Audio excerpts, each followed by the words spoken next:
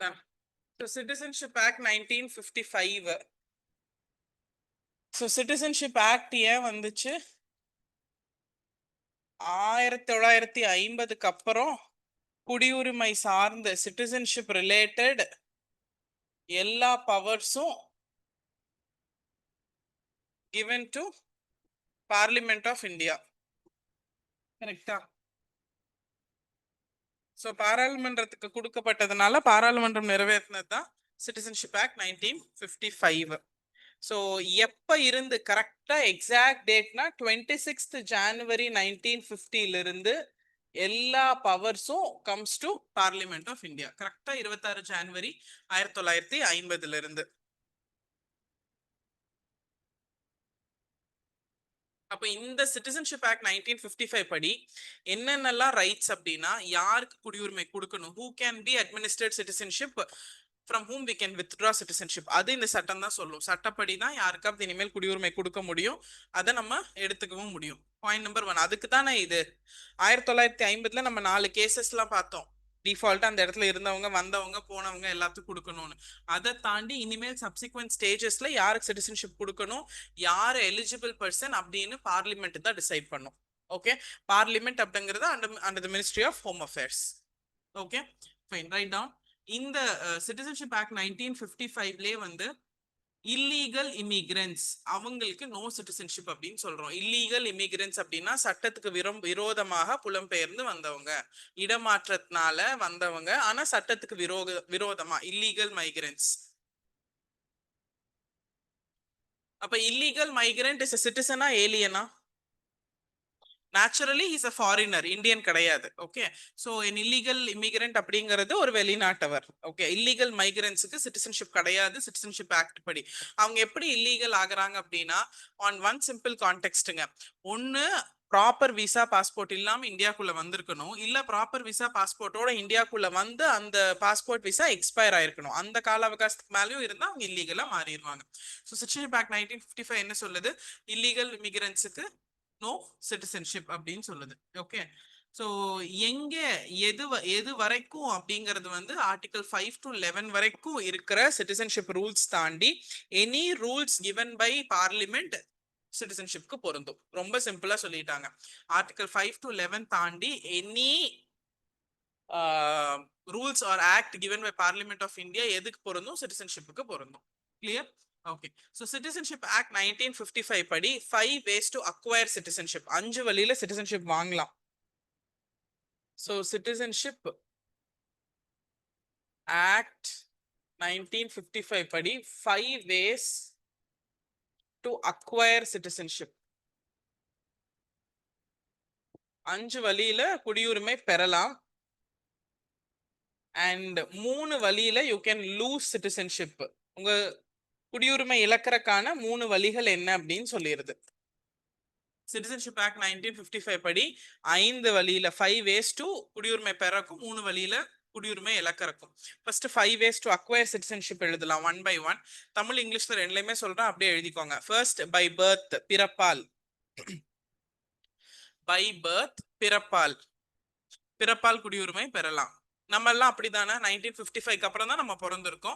But parliament என்ன சொல்லியிருக்கு? பிறப்பால் குடியுரிமை. ஸோ நம்ம எல்லாம் by birth citizens. Okay, next by descent. டிசென்ட்னா வம்சாவளி. டிசென்ட், டிஎஸ்சிஎன்டி, டிசென்ட் வம்சாவளி. பை டிசென்ட் வம்சாவளி மூலம். மூணாவது பை ரெஜிஸ்ட்ரேஷன், பதிவின் மூலம். பை ரெஜிஸ்ட்ரேஷன், பதிவின் மூலம். பை ரெஜிஸ்ட்ரேஷன், பதிவின் மூலம். Yes, what are the ways? First வந்து பிறப்பால், நெக்ஸ்ட் வம்சாவளி, அண்ட் மூணாவது பை ரெஜிஸ்ட்ரேஷன், ஸோ பதிவின் மூலம். நாலாவது நேச்சுரலைசேஷன்.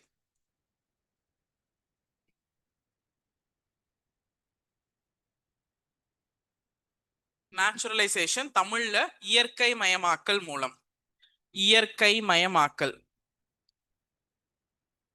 இயற்கை மயமாக்கல் மூலம். Naturalization, இயற்கை மயமாக்கல் மூலம். And fifth one is by incorporation of a territory. By incorporation of territory or பிற தேசத்தை இணைப்பதன் மூலம். By incorporation of a territory, பிற தேசத்தை இணைப்பதன் மூலம். ஓகே. ஸோ 1950க்கு அப்புறம் 50க்கு முன்னாடி எப்படி கொடுத்தாங்க? இந்தியாங்கிற எல்லை பகுதிக்குள்ள வாழ்ந்ததுனால கொடுத்தாங்க. பாகிஸ்தான் அறிவிக்கப்பட்ட பகுதியிலேருந்து இந்தியாங்கிற டெரிட்டரிக்குள்ள வந்ததுனால கொடுத்தாங்க. பாகிஸ்தான் அறிவிக்கப்பட்ட எல்லைக்கு போயிட்டு திரும்பி வந்ததுனால கொடுத்தாங்க. இல்ல இந்தியால பிறந்தோ இல்ல அவங்க பெற்றோர்களோ அவங்க மூதாதையர்களோ இந்தியால பிறந்து தேவர் லிவிங் இன் அப்ராட், வெளிநாட்டுல வாழ்றவங்களுக்கு பதிவின் மூலம் கொடுத்தாங்க. இதெல்லாம் கொடுத்து முடிச்சதுக்கு அப்புறம் இனிமேல் எப்படி குடியுரிமை கொடுக்க போறோம் அப்படின்னா, பிறப்பால இல்ல அவங்களோட வம்சாவளி மூலம், மூணாவது ரெஜிஸ்ட்ரேஷன் மூலம், இன்னொன்னு இயற்கை மயமாக்குதல், இல்லைன்னா பை ஒரு டெரிட்டரி, ஒரு எல்லையவே இந்தியா வந்து இந்தியாவோட இணைச்சிருச்சுன்னா அப்ப அந்த எல்லையில இருக்கிற மக்கள் ஆட்டோமேட்டிக்கா இந்தியன் சிட்டிசன் ஆயிடுவாங்க. ஓகே, இந்த வழியில தான் இனிமேல் நம்ம குடியுரிமை கொடுக்க போறோம். Next, how can we lose citizenship அப்படின்னா 3 வழி. நம்ம இதை டீட்டெயிலா படிக்கணும், பட் இந்த பேர் மட்டும் எழுதிட்டு போயிடலாம். ரினன்சியேஷன், ரினன்சியேஷன் துறந்தல், ரெனன்சியேஷன் துறந்தல். எனக்கு இந்த குடியுரிமை வேண்டாம் நான் துறந்துட்டேன்னா எனக்கு போயிடும்ல, ஸோ துறந்தல். அண்ட் இன்னொன்று டெர்மினேஷன், முடிவுக்கு கொண்டு வருதல். டெர்மினேஷன், டெர்மினேஷன் முடிவுக்கு கொண்டு வருதல். அண்ட் மூணாவது டிப்ரிவேஷன், டிப்ரைவ், உங்களுக்கு இது இல்லை அப்படின்னு நம்மளா டிப்ரைவ் பண்றது. டிப்ரைவ் விலகல், தமிழ்ல விலகல். இங்கிலீஷ்ல ரெனன்சியேஷன் இஸ் துறந்தல், டெர்மினேஷன் இஸ் முடிவுக்கு கொண்டு வருதல், அண்ட் டிப்ரிவேஷன் இஸ் விலகல். ஓகே, ஸோ இனிமேல எப்படி ஒன்று நீங்களே வேற நாட்டோட குடியுரிமை வாங்கிட்டு நம்ம நாட்டோட குடியுரிமை திறந்துடலாம், ரெனன்ஸ் பண்ணிடலாம். இல்லைன்னா உங்களோட குடியுரிமையை முடிவுக்கு கொண்டு வந்துடலாம், டெர்மினேட் பண்ணிடலாம். எஸ், இல்லைன்னா நீங்க ஏதாவது ஃப்ராடுலண்ட் ஆக்டிவிட்டி பண்ணியிருக்கீங்கன்னு உங்களை குடியுரிமையிலிருந்து விலக்கல் பண்ணிடலாம், இஸ் டிப்ரைவ் பண்ணிடலாம். ஸோ இந்த வழியில தான் இனிமேல் பார்லிமெண்ட் ஆக்ட் பண்ணும், கொடுக்கறக்கும் சரி சிட்டிசன்ஷிப் திரும்பி பெறக்கும். ஓகே, ஸோ இதையும் நம்ம டீட்டெயிலாக பார்க்கணும். Clear? Yes. So first right down by birth, பிறப்பின் மூலம் குடியுரிமை. பை பர்த், பிறப்பின் மூலம் குடியுரிமை.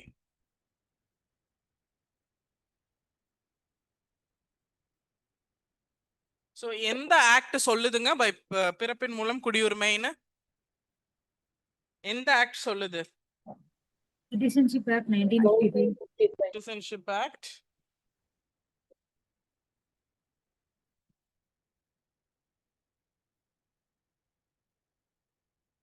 என்னங்க ஆச்சு? 1955. பட் சிட்டிசன்ஷிப் ஆக்டோட செக்ஷன் 3, சிட்டிசன்ஷிப் ஆக்டோட ஆக்டுக்குள்ள செக்ஷனா இருக்கும். அதுல செக்ஷன் 3 தான் சொல்லுது, மூணாவது செக்ஷன் தான் சொல்லுது பிறப்பின் மூலம் எப்படி குடியுரிமை தரலாம் அப்படின்னு. Okay, so first 26th January 1950ல பிறந்து, நான் அதுக்கப்புறம் பிறந்தா எப்ப வரைக்கும் அப்படின்னா 1st July 1987. 1st July 1987 இந்த டேட்டுக்குள்ள நீங்க இந்தியாக்குள்ள பிறந்தாலே போதும், என்ன கிடைச்சிரும் உங்களுக்கு? Citizen. Okay, just because you are born inside the territory called India, between these dates you will be given citizenship. Okay, அப்ப என்ன அவங்க யோசிக்கிறது இல்ல, உங்க பேரண்ட்ஸ் இந்தியன்ஸான அவங்க யோசிக்கிறது இல்ல. நீங்க நேபாள்ல இருந்து வந்து இங்க இருந்திருக்கலாம், உங்க குழந்தை மட்டும் இங்க பிறக்கலாம், பட் நீங்க நேபாள்காரங்களா இருக்கலாம். பட் இருந்தாலும் சிட்டிசன், குடியுரிமை, அந்த குழந்தைக்கு குடியுரிமை, பேரண்ட்ஸ் நோ ப்ராப்ளம், பேரண்ட்ஸை பத்தி நோ ப்ராப்ளம். ஃபைன். அப்ப நான் 1986ல பிரெக்னென்ட் ஆனதுக்கு அப்புறம் கூட நான் இந்தியாக்குள்ள வந்திருக்கலாம், கரெக்ட் தானே? வந்து just because I delivered my baby in India, my baby can become an Indian citizen by birth. அதானே சொல்லுது. என் குழந்தை இந்தியான்னு அறிவிக்கப்பட்ட எல்லைக்குள்ள பறந்ததுனாலேயே அது இந்தியாவோட குடிமகள் ஆயிர முடியும். அதை கொஞ்சம் ரிவைஸ் பண்றாங்க. 1st July 1987ல இருந்து அதுக்கப்புறம் 1st July 1987 to 3rd December 2024. 3rd December 2024. So 1st July 1987க்கு அப்புறம் 3rd December 2024க்கு அப்புறம் யாராவது ஒரு பேரண்ட் கண்டிப்பா இந்தியனா இருக்கணும். ஓகே, 1st ஜூலைக்கு அப்புறம் குழந்தை இந்தியாவில் பிறந்தா சிட்டிசன் தான். பட் அதுக்கு என்ன கண்டிஷன் அப்படின்னா அவங்களோட அப்பாவோ அம்மாவோ கண்டிப்பா என்னவா இருக்கணும்? சிட்டிசனா இருக்கணும். ஸோ சிட்டிசன், பட் கண்டிப்பா பேரண்ட், ஒன் பேரண்ட் சிட்டிசனா இருக்கணும். அதுக்கு முன்னாடி பேரண்ட்ஸ் நோ ப்ராப்ளம் சொல்றாங்க, பட் இங்க வந்து கண்டிப்பா சிட்டிசனா இருக்கணும். ஃபைன். அப்ப ஃபர்ஸ்ட் என்னன்னா, எங்கிருந்து அப்பா அம்மா வந்திருந்தாலும் அந்த குழந்தை பிறந்தா குடியுரிமை கொடுக்கலாம்னு சொன்னாங்க. அப்ப நம்ம கொஞ்சம் ஸ்ட்ரிக்ட் பண்றோம். இல்ல அப்பாவோ அம்மாவோ யாராவது ஒருத்தர் சிட்டிசனா இருக்கணும். அப்புறம் என்னாச்சு, இந்த அசாம் பார்டர், மணிப்பூர், நாகாலாந்து அங்கெல்லாம் என்ன பண்ணாங்க, இந்தியனா இருப்பாங்க, த மென் இந்தியனா இருப்பாங்க. வைஃப்ஸ் வந்து இந்த நேபாள்ல இருந்து ரெஃப்யூஜிஸா வந்தவங்க, அகதிகளா வந்தவங்க வைஃப்ஸா இருப்பாங்க. இல்ல வைஃப் வந்து இந்தியனா இருப்பாங்க, ஹஸ்பண்ட்ஸ் வந்து அகதிகளா வந்தவங்களா இருப்பாங்க. அப்போ குழந்தை பிறந்ததுனாலயோ கல்யாணம் பண்ணதுனாலயோ அவங்களும் டிஃபால்ட்டா இந்தியாக்குள்ள வந்துடுறாங்கல்ல, அப்ப அதை கண்டெயின் பண்ணும்ல. அப்ப அதுக்கு ஒரு ரூல் கொண்டு வரணும்ல. ஸோ ஆஃப்டர் 3rd December 2024 இன்னைக்கு வரைக்கும் டில் நவ் பிறந்தா குழந்தை சிட்டிசன் தான். பட் சிட்டிசன் ஆகிறதுக்கு 2 பேரண்ட்ல ஒருத்தர் கண்டிப்பா சிட்டிசனா இருக்கணும். இன்னொருத்தர் சிட்டிசனா இல்லைன்னா பரவாயில்ல, இல்லீகல்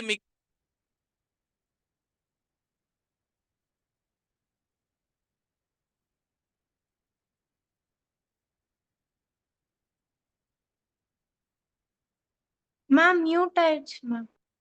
வாய்ஸ் வரல மேம்.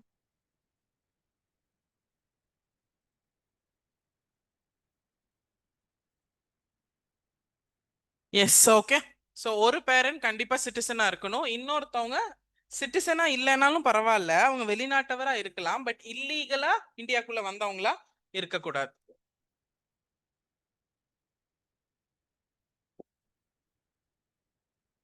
Okay fine. தேர்ட் மட்டும் ஒரு வாட்டி எக்ஸ்பிளைன் பண்ணுங்க. 3/12/2024 அப்புறம் இன்னைக்கு வரைக்கும் பிறக்கிற குழந்தைங்க பை டிஃபால்ட் சிட்டிசன் தான். ஓகே 2024 அப்புறமா, sorry 2004 I wrote 2024, please change திஸ்ங்க. 2004, நான் 2024 எழுதிட்டேன். 2004 இது ரெண்டுமே மாத்திருங்க. ஸோ 2004க்கு அப்புறம் இன்னைக்கு வரைக்கும் பிறக்கிற குழந்தைங்க, okay probably all our children, நம்மளோட குழந்தைங்க எல்லாருமே அவங்க இங்க பிறந்ததுனால சிட்டிசன் தான். ஆனா அப்பாவோ அம்மாவோ கண்டிப்பா சிட்டிசனா இருக்கணும். அந்த இன்னொரு பேரண்ட் வந்து இல்லீகல் இமிகிரண்டா இருக்கக்கூடாது.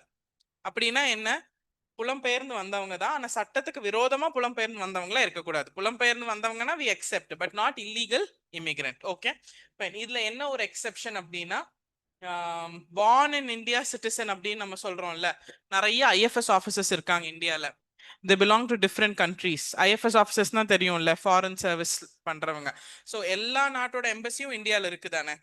டெல்லியில ஒரு ஸ்ட்ரீட்டே இருக்கு, அந்த ஸ்ட்ரீட் ஃபுல்லா எம்பசிஸ் தான். அண்ட் பாகிஸ்தான்ல ஆபரேஷன் சிந்தூருக்கு முன்னாடி 2 ஃபுட்டேஜ் எல்லாம் ரிலீஸ் பண்ணாங்கல்ல, ஒரு கேக் வாங்கிட்டு பாகிஸ்தான் எம்பசிக்குள்ள போனாங்க, அதெல்லாம் ஞாபகம் இருக்கா? நம்ம தான் நியூஸே பாக்குறது இல்லையே.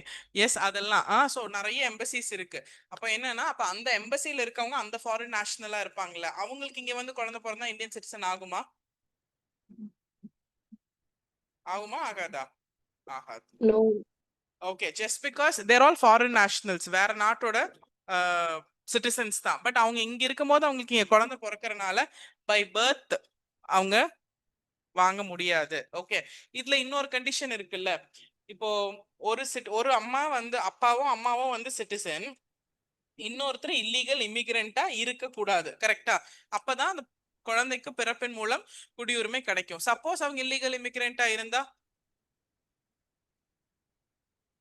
நான் கல்யாணம் பண்ணியிருக்கேன், நான் சிட்டிசன் தான், மேபி என் ஹஸ்பண்ட் இல்லீகல் இமிகிரண்டா இருந்தா, அதெல்லாம் எனக்கு தெரியாதுங்க, நான் படிக்கல, ரூல்ஸ் தெரியாது. பாவம் அவரே நேபாள்ல இருந்து ஓடி வந்தாரு, போனா போதுன்னு கல்யாணம் பண்ணியாச்சு, இப்போ we have a baby, what do I do? Should I send the husband back? போய் ஐயோ போ அப்படின்னு? cannot do that, right? அப்ப என்ன பண்றது?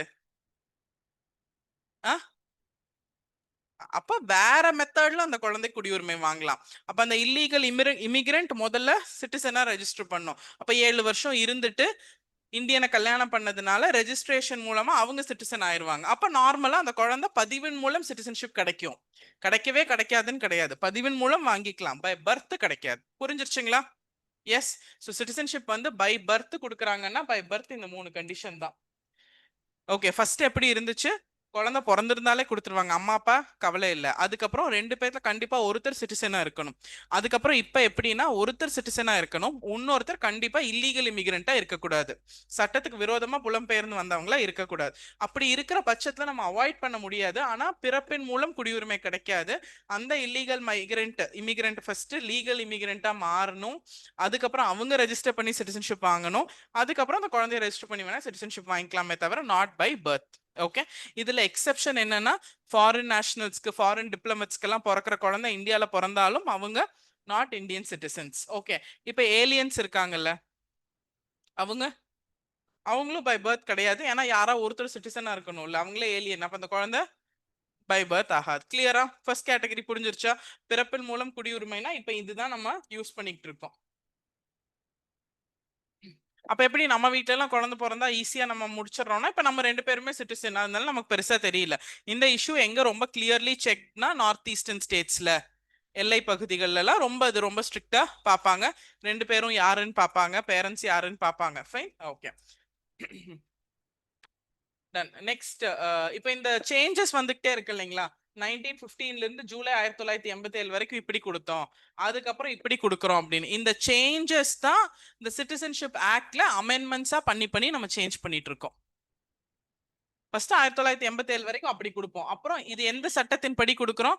சிட்டிசன்ஷிப் சட்டம் 1955 மூலம் கொடுத்துட்டு இருக்கோம். இப்போ இதை மாத்தணும் அப்படிங்கும் போது சிட்டிசன்ஷிப் ஆக்ட் 1955ல ஒரு சட்ட திருத்தம் பண்ணி 87ல இதை மாத்திருக்கோம். ஓகே, எவ்வளவு அமெண்ட்மெண்ட்ஸ்னா 8-9 அமெண்ட்மெண்ட்ஸ் அப்படின்னு நம்ம சொல்றோம். நம்ம எல்லா அமெண்ட்மெண்ட்டும் படிக்க வேண்டியதில்லை, இம்பார்ட்டன்ட் அமெண்ட்மெண்ட் படிப்போம். பட் அந்த மாதிரி சட்ட திருத்தம் மூலியமா தான் நம்ம பண்றோம். புரிஞ்சிருச்சுங்களா? அப்ப அந்த citizenship act gets amended every டைம்ங்கிறது புரியுதா? அந்த ஆக்டை யார் அமெண்ட் பண்றா? பார்லிமெண்ட். ஏன் பார்லிமெண்ட் பண்றாங்க? அவங்களுக்கு தான் அதிகாரம் இருக்கு சட்டம் போட. அப்ப அது கால சந்தர்ப்ப சூழ்நிலைக்கு தகுந்த மாதிரி மாத்தும் போது அந்த சட்டத்தை திருத்தம் பண்ணிக்கிட்டே இருந்து மாத்திக்கிட்டே இருக்காங்க. Clear? Okay, next right down. Citizenship by descent, வம்சாவளியின் மூலம் குடியுரிமை.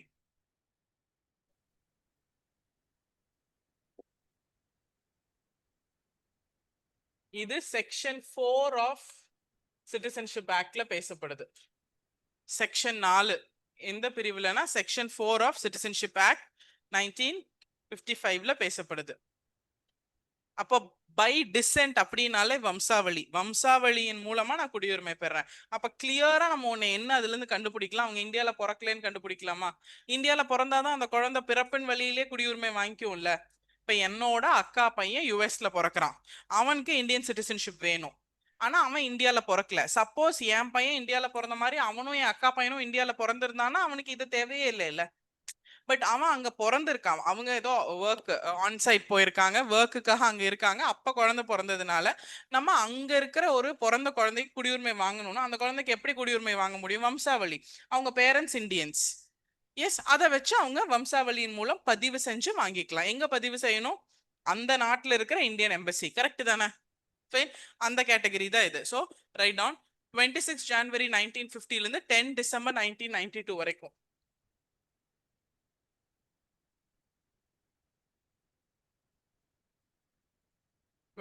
January 1950 to 10 December 1992 வரைக்கும் அவங்க born outside. குழந்தை எங்க பிறந்திருக்கும்?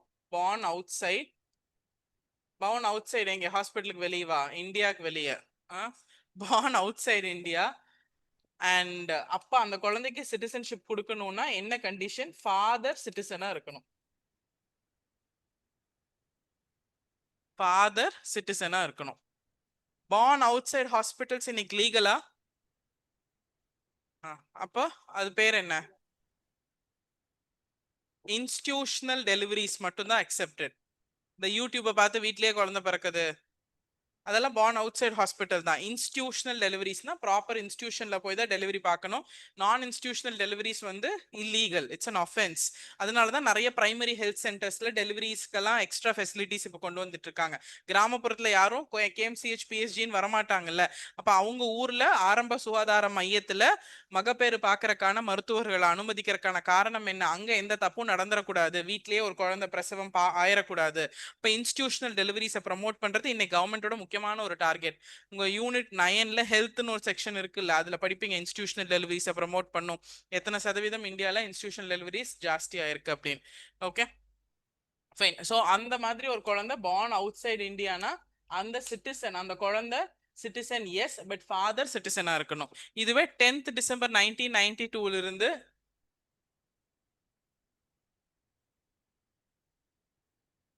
3rd December 2004 வரைக்கும், 3rd December 2004க்குள்ள அகைன் born outside citizen, இங்க எனி பேரண்ட் சிட்டிசனா இருந்தா போதும். நான் சொன்னேன்ல லாஸ்ட் கிளாஸ்ல, முதல்ல எல்லாம் ஃபாதர் தான், மென்னு தான் ஃபாரின் போவாங்க, அப்புறம் இப்ப விமன் போக ஆரம்பிச்சிட்டாங்க. ஸோ எனி பேரண்ட் சிட்டிசனா இருந்தா போதும்.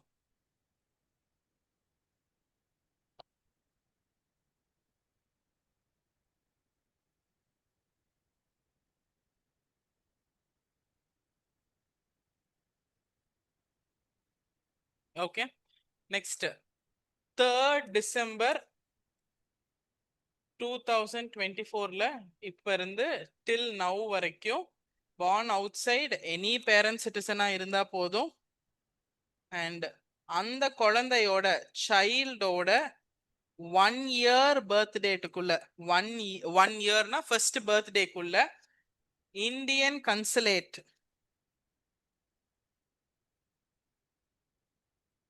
போய் ரெஜிஸ்டர் பண்ணணும். அந்த நாட்டுல இருக்கிற இந்திய தூதரகத்துல போய் இந்தியாவோட வம்சாவளியை சார்ந்த குழந்தை இங்க பிறந்திருக்கு, இந்திய குடியுரிமை தான் வாங்கணும் அப்படின்னு பதிவு பண்ணணும். 2004ல இருந்து by the numbers are going wrong.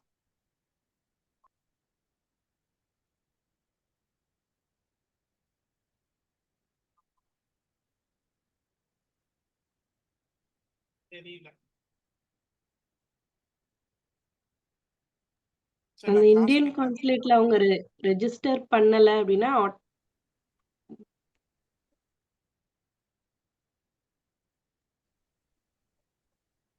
S. So within 1 year of பர்த்க்குள்ள நீங்க ரெஜிஸ்டர் பண்ணணும். ஸோ தட்ஸ் த இப்ப இருக்கிற கண்டிஷன், ஃபர்ஸ்ட் பர்த்டேக்குள்ள ரெஜிஸ்டர் பண்ணணும். நெக்ஸ்ட் பை ரெஜிஸ்ட்ரேஷன், இது வந்து டிசென்ட். டிசென்ட்ல 3 கேசஸ், எனா ஃபாதர், ஒன்லி ஃபாதர் இல்ல எனி பேரண்ட். அதுக்கப்புறம் எனி பேரண்ட்டுக்கு பிறந்தாலும் 1 yearக்குள்ள நீங்க அங்க போய் அந்த சைல்டு இந்தியன் சிட்டிசன்ஷிப் வாங்க விரும்புதா அப்படிங்கறத நீங்க ரெஜிஸ்டர் பண்ணணும். Okay, next by registration section 5. By registration பதிவு செய்தன் மூலம், அது section 5 of Indian citizenship act, இந்தியாவோட சிட்டிசன்ஷிப் ஆக்ட் 1955.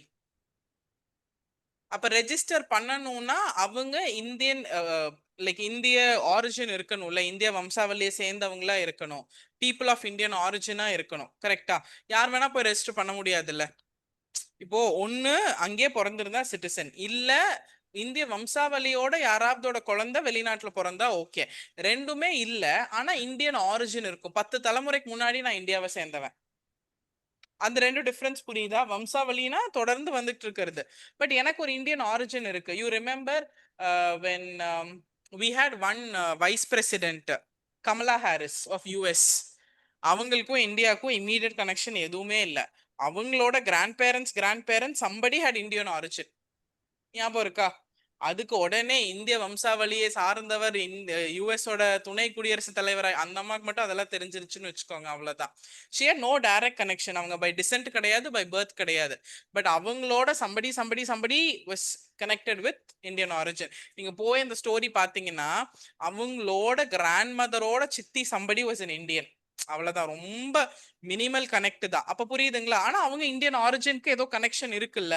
ஸோ அப்படி இருந்துச்சு அப்படின்னா நீங்க அந்த இந்தியன் ஆரிஜின் கனெக்ஷன் வச்சு ரெஜிஸ்டர் பண்ணி சிட்டிசன்ஷிப் வாங்கிக்கலாம். அவ்வளோ ஜாஸ்தி தூரமா இருக்கிற ஒரு கனெக்ஷன், மெய்யழகன் மூவில கடைசியா சொல்லுவாங்கல்ல இதுதான் கனெக்ஷன் அப்படின்னு, அப்படி கனெக்ஷனே தெரியாம தான் சுத்திக்கிட்டு இருப்பாங்க. 10 தலைமுறைக்கு முன்னாடி ஒரு இந்தியன் ஆரிஜின் கனெக்ஷன் இருந்துச்சுன்னு யாரும் வந்து ரெஜிஸ்டர் பண்ணி வாங்க மாட்டாங்க. பட் இன்கேஸ் இஃப் ரிக்வயர்ட், அதுதான் பை ரெஜிஸ்ட்ரேஷன், பதிவு செய்தன் மூலம். அப்ப அதுக்கு நீங்க பதிவு பண்ணி வாங்கணும்னா அதுக்கு இந்தியன் ஆரிஜினா இருக்கணும், பீப்புள் ஆஃப் இந்தியன் ஆரிஜினா இருக்கணும், பீப்புள் ஆஃப் இந்தியன் ஆரிஜினா இருக்கணும், இல்ல மேரிங்க இந்தியனா இருக்கணும். ஒரு இந்திய நாட்டவரை மேரி பண்ணி இருந்திருக்கணும். ஓகே, அப்ப இன்னைக்கு கல்யாணம் பண்ணி குடியுரிமை உடனே வாங்க முடியாது. கல்யாணம் பண்ணி ஒரு 7 வருஷம் அவங்க கூட இந்தியால வாழ்ந்து இருக்கணும். ஜஸ்ட் பிகாஸ் இந்தியன் சிட்டிசன்ஷிப் வேணுங்கிறக்காக கல்யாணம் பண்ணுவாங்க, அடுத்த நாள் டிவோர்ஸ் பண்ணிடுவாங்க. ஆமா தானே, நிறைய இருக்கு அதெல்லாம் fraudulent ஆக்டிவிட்டிஸ் எல்லாம். சரி கல்யாணம் பண்ணா குடியுரிமை ஓகே பண்ணுவோம், ஒரு வருஷத்துல மியூச்சுவல் டிவோர்ஸ் போயிருவோம், அதுவும் பண்ண முடியாது. கண்டிப்பா மேரி பண்ணி 7 வருஷம் இந்தியால ஆர்டினரி ரெசிடென்ட்டா இந்தியால இருந்திருக்கணும். சாதாரண ஒரு குடிமகனா இந்தியால இருந்திருக்கணும், கல்யாணமும் பண்ணி இருந்திருக்கணும், ஆர்டினரி ரெசிடென்ட்டாவும் இருந்திருக்கணும். அப்ப நீங்க குடியுரிமை வாங்கிக்கலாம். அதுதான் சோனியா காந்தி மேடமோட example. Okay, she married Rajiv Gandhi and she stayed in India forever. So she is by registration a naturally Indian citizen. அப்படிதான் இந்த நேபாளிஸ் நிறைய பேர் இங்க வந்து கல்யாணம் பண்ணிட்டு 7 வருஷம் 5 வருஷம் இருந்ததுக்கு அப்புறம் அப்ளை பண்ணி சிட்டிசன்ஷிப் வாங்கிக்குவாங்க ரெஜிஸ்ட்ரேஷன் மூலம். Okay fine. இப்போ இது வரைக்கும் நம்ம பார்த்தது 3 பை பர்த், அதுக்கப்புறம் பை டிசென்ட், அப்புறம் பை ரெஜிஸ்ட்ரேஷன். பிறப்பின் மூலம் அப்படிங்கும் போது நீங்க இந்தியாலே பிறந்திருக்கீங்க, ஸோ இந்தியனோட பேரண்ட்ஸுக்கு தான் பிறந்திருக்கீங்க, ஸோ நீங்க இந்தியன். நெக்ஸ்ட் பை டிசென்ட், உங்களுக்கு இந்திய வம்சாவளி இருக்கு, வெளிநாட்டுல பிறந்திருக்கீங்க, ஸோ இந்திய வம்சாவளி இருக்கிறதுனால உங்களுக்கு குடியுரிமை, எஸ் இந்தியன். பை ரெஜிஸ்ட்ரேஷனும் ஒன்னு பீப்புள் ஆஃப் இந்தியன் ஆரிஜினா இருக்கணும், இந்தியாவோட தலைமுறை ஏதாவது ஒன்று கனெக்ட் ஆயிருந்திருக்கணும், இல்ல நீங்க இந்தியனை கல்யாணம் பண்ணியிருந்திருக்கணும். இப்போ இங்கேயும் இந்தியன் க்ளோஸ் டச் இருக்கு. ஓகே, இது மூணுமே இல்லாம நான் ஐ கம் ஃப்ரம் அயர்லாண்ட், சரியா? அயர்லாண்ட்ல ஆனி பெசன்ட் வந்தாங்கல்ல, நான் ஆனி பெசன்ட்டோட great great great great granddaughter. Annie Besant வந்து நிறைய இந்தியாவுக்கு பண்ணியிருக்காங்க, எனக்கும் இந்தியாவுக்கும் எந்த கனெக்ஷனும் இல்லை. ஆனா ஆனி பெசன்ட்டை பத்தி படிச்சதுக்கு அப்புறம் I also want to come to India and theosophical society அடையாறுல செட்டில் ஆயிரணும் அப்படின்னு நான் வரேன். எனக்கு கொடுப்பாங்களா கொடுக்க மாட்டாங்களா? எனக்கும் இந்தியாவுக்கும் இந்த கனெக்ஷன் இல்லை, பீப்புள் ஆஃப் இந்தியன் ஆரிஜின் இல்ல, ஆப்வியஸ்லி நான் கல்யாணம் பண்ண விரும்பல, அதுவும் இந்தியனை கல்யாணம் பண்ணவே விரும்பல. பை பர்த்தும் நான் சிட்டிசன் கிடையாது, வம்சாவளி வழியிலையும் டிசென்ட்லயும் நான் சிட்டிசன் கிடையாது. இப்ப நான் ஆனி பெசன்ட்டை ஃபாலோ பண்ணி வரேன், ஓகே, மதர் தெரசா ஃபாலோ பண்ணி வரேன், இந்தியாவுக்கு வரணும்னு வரேன். ஃபைன். ஓகே, இது இல்லைன்னா ஜக்கி வாசுதேவை பார்த்து இம்ப்ரெஸ் ஆகி ஈசா வரேன், ஒரு 5-6 வருஷம் ஈசாலேயே இருந்து மொட்டையெல்லாம் அடிச்சு விட்டுட்டாங்க, இனி எங்க நாட்டுக்கு திரும்பி போக முடியாது, இதே மொட்டையோட இந்தியாலே வாழ்ந்துடலான்னு வாழ்றேன். போனா இங்கே சூசைட் பண்ணிடுவாங்க, போனா அங்கேயும் கொன்றுவாங்க, ஸோ வேற வழி இல்லை இந்தியாலே இருந்துக்கலாம். இப்போ எனக்கு சிட்டிசன்ஷிப் கிடைக்குமா கிடைக்காதா? கிடைக்குமா? ஏன் கிடைக்கும் மேம். நேச்சுரலைசேஷன். கம்ப்ளீட்லி ஃபாரினர், சரியா?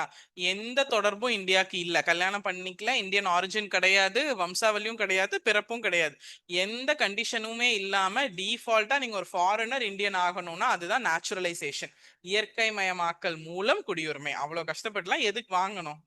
இருக்கிறவனுக்கே என்ன பண்றதுன்னு தெரியல இந்தியால. Yes, so the fourth category is naturalization. அது வந்து கம்ப்ளீட் ஃபாரினருக்கு தான் அப்ளிகபிள். நேச்சுரலைசேஷன் இயற்கை மயமாக்கல் மூலம் சிட்டிசன்ஷிப், இது வந்து செக்ஷன் 6. இங்க யாரு குடியுரிமை பெற முடியும்? Foreigner. Foreigner can acquire a citizenship. Okay, நான் நேத்து தான் லேண்ட் ஆனா இன்னைக்கு இந்தியன் சிட்டிசன் ஆயிட முடியுமா? ஓகே, அப்ப என்ன பண்ணணும்? ஃபர்ஸ்ட் நம்ம அப்ளை பண்ணணும், கவர்மெண்ட் ஆஃப் இந்தியாவுக்கு அப்ளை பண்ணணும். அப்ளை பண்றதுக்கு முன்னாடி 5 வருஷம் இந்தியால இருந்திருக்கணும். ஓகே, 5 இயர்ஸ் இருந்து அப்ளை பண்றதுக்கு கடைசி 12 மந்த்ஸ், அப்ளை பண்றதுக்கு முன்னாடி கடைசி 12 மந்த்ஸ் எங்கேயுமே வெளியவே போயிருக்க கூடாது, இந்தியாலே இருந்திருக்கணும். மொத்தமா 5 வருஷம் இருந்திருக்கணும். அந்த 5 வருஷத்துல 4 வருஷம் ஊர்ல ஆத்தா செத்து போச்சு தாத்தா செத்து போச்சுக்கெல்லாம் போயிட்டு வரலாம், ஆனா அந்த கடைசி 12 மாசம் போயிருக்கவே கூடாது. ஓகே, இருந்து you can apply to government of India. ஆனா 5 வருஷத்துக்கு முன்னாடி நான் வந்தேன் மேம், திருட்டு ஃபிளைட்ல ஏறி டிக்கெட் வாங்காம வந்தேன், அப்படி வர முடியுமா? ப்ராப்பரா வந்திருக்கணும், இல்லீகல் இமிகிரண்ட் இருக்கக்கூடாது. ஓகே, ஃபாரினர்ஸுக்கு ஆயிரலாம், பாஸ்போர்ட் இல்லாம வந்தவங்க எல்லாம் 5 வருஷம் இருந்து ஆக முடியுமா? ஆக முடியாது. வரும்போதும் நீங்க இல்லீகலா வந்திருக்கூடாது, லீகலா வந்திருக்கணும், வந்து 5 வருஷம் இருந்திருக்கணும். 5 வருஷத்துல நீங்க அப்ளை பண்றதுக்கு முன்னாடி கடைசி 12 மாசம் டெஃபினட்டா இந்தியால தான் இருந்திருக்கணும், இருந்து அப்ளை பண்ணணும். புரிஞ்சிருச்சுங்களா? பிளஸ் 8வது அட்டவணையில இருக்கிற ஏதாவது ஒரு இந்திய மொழி தெரிஞ்சிருக்கணும். 8th schedule any language you should know, you should have knowledge in the any language in the 8th schedule. Okay, Annie Besant சொந்தக்காரவங்க, மதர் தெரசா சொந்தக்காரவங்களாம் இப்படி வந்துக்கலாம். கிளியர்? உங்களுக்கு இந்தியன் ஆரிஜினுக்கும் எந்த கனெக்ஷனும் இல்லை.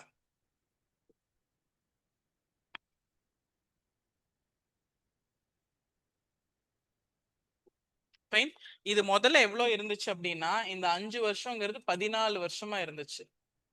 அப்புறம் 11 வருஷம் 14 11 40 years presiding the 12 months the best yes 11 years 14 11ல இருந்துச்சு. இந்த 11 5ஆ குறைச்சது சிட்டிசன்ஷிப் அமெண்ட்மெண்ட் ஆக்ட் 2019. சட்டம் திருத்தம் கொண்டு வந்தானே குறைக்க முடியும். இப்ப 5 வருஷம். பட் இதுக்கு முன்னாடி 11 வருஷமா இருந்ததை சிட்டிசன்ஷிப் அமெண்ட்மெண்ட் ஆக்ட் 2019ல தான் குறைச்சாங்க. ஓகே, யாருங்க இப்ப யாராவது ஒருத்தர் இப்படி இந்தியன் சிட்டிசன்ஷிப் வாங்கியிருக்காங்களா? அது பாகிஸ்தான் சேர்ந்தவங்க, ஃபாரினர்.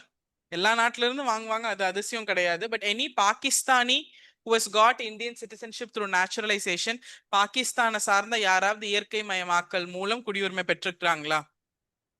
ஏன்னா பாகிஸ்தானை கொடுக்கறதுக்கு நம்ம ரொம்ப ரொம்ப யோசிப்போம். Enemy alien country. இஸ் யார் வாங்கியிருக்கா? சொல்லிட்டா மேம் வாங்கினாங்க, எங்கிட்ட கேக்குறீங்கிறீங்களா?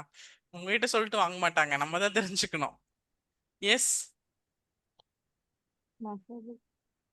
there was a Pakistan. சொல்லுங்க. மன்மோகன் சிங். யாருங்க? மன்மோகன் சிங்கா? யாரு? there was a Pakistani singer called Adnan Sami. கேள்விப்பட்டிருக்கீங்களா? Yes, ma'am. தெரியலங்கிறவனுக்கு பிரச்சனையே இல்ல. அப்படின்னா தான் நான் கொஞ்சம் எக்ஸ்பிளைன் பண்ணும். தெரியலையா? ஓகே. எக்ஸாம்பிள், அட்னான் சாமின்னு ஒரு சிங்கர், பாகிஸ்தானி சிங்கர், 2016ல நேச்சுரலைசேஷன் மூலமா இந்தியன் சிட்டிசன் ஆனார்.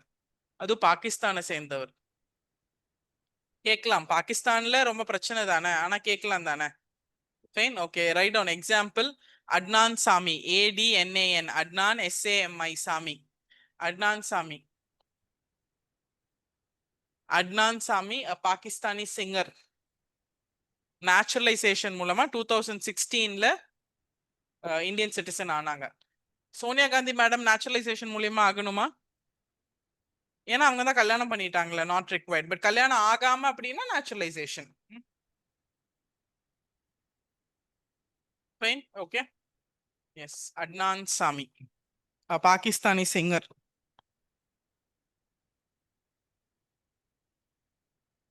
Next, by incorporation of a territory. அப்படின்னா ஒரு எல்லையை இந்தியா கைப்பற்றிருச்சு அப்படின்னா அங்க இருக்கிற மக்கள் ஆட்டோமேட்டிக்கா இந்திய குடிமக்கள் ஆயிருவாங்க. ஸோ அது section 7 of Indian citizenship act.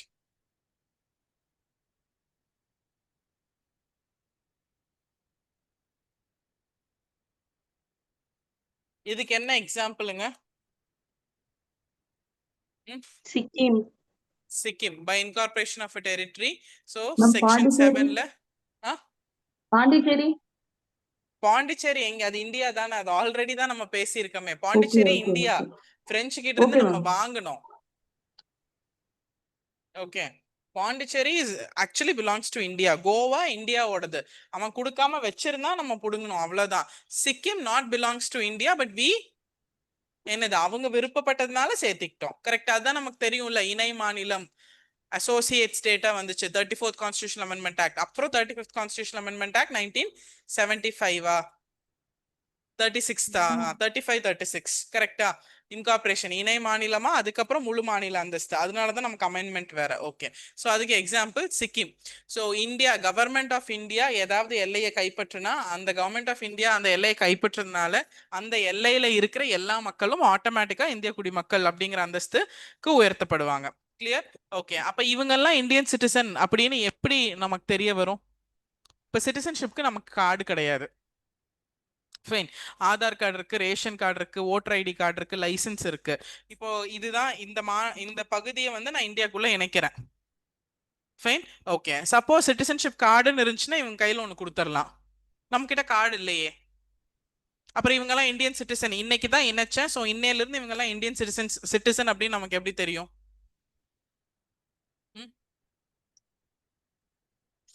எப்படி தெரியும்? ஆதார் கார்டு கொடுத்து லிங்க் பண்ணிரலாமா? KYC அப்டேட் பண்ணிரலாமா? அவங்க பேரெல்லாம் எங்க? National citizen registry. அதுவே பிரச்சனையில இருக்கு. Yes, their names will be added in the gazette. இந்திய கசெட் இருக்குல்ல, இந்தியன் கசெட்ல அவங்க நேம்ஸ் அஃபீஷியல் கசெட்ல அந்த பர்சன்ஸை ஸ்பெசிஃபை பண்ணிடுவாங்க. they'll become the citizen of India. Okay, done. So example Sikkim. So எப்படி இணைப்பாங்க? கெசெட்ல இன்ட்ரடியூஸ் பண்ணி ஸ்பெசிஃபை பண்ணிடுவாங்க, அதுல இருந்து இணைச்சிருவாங்க.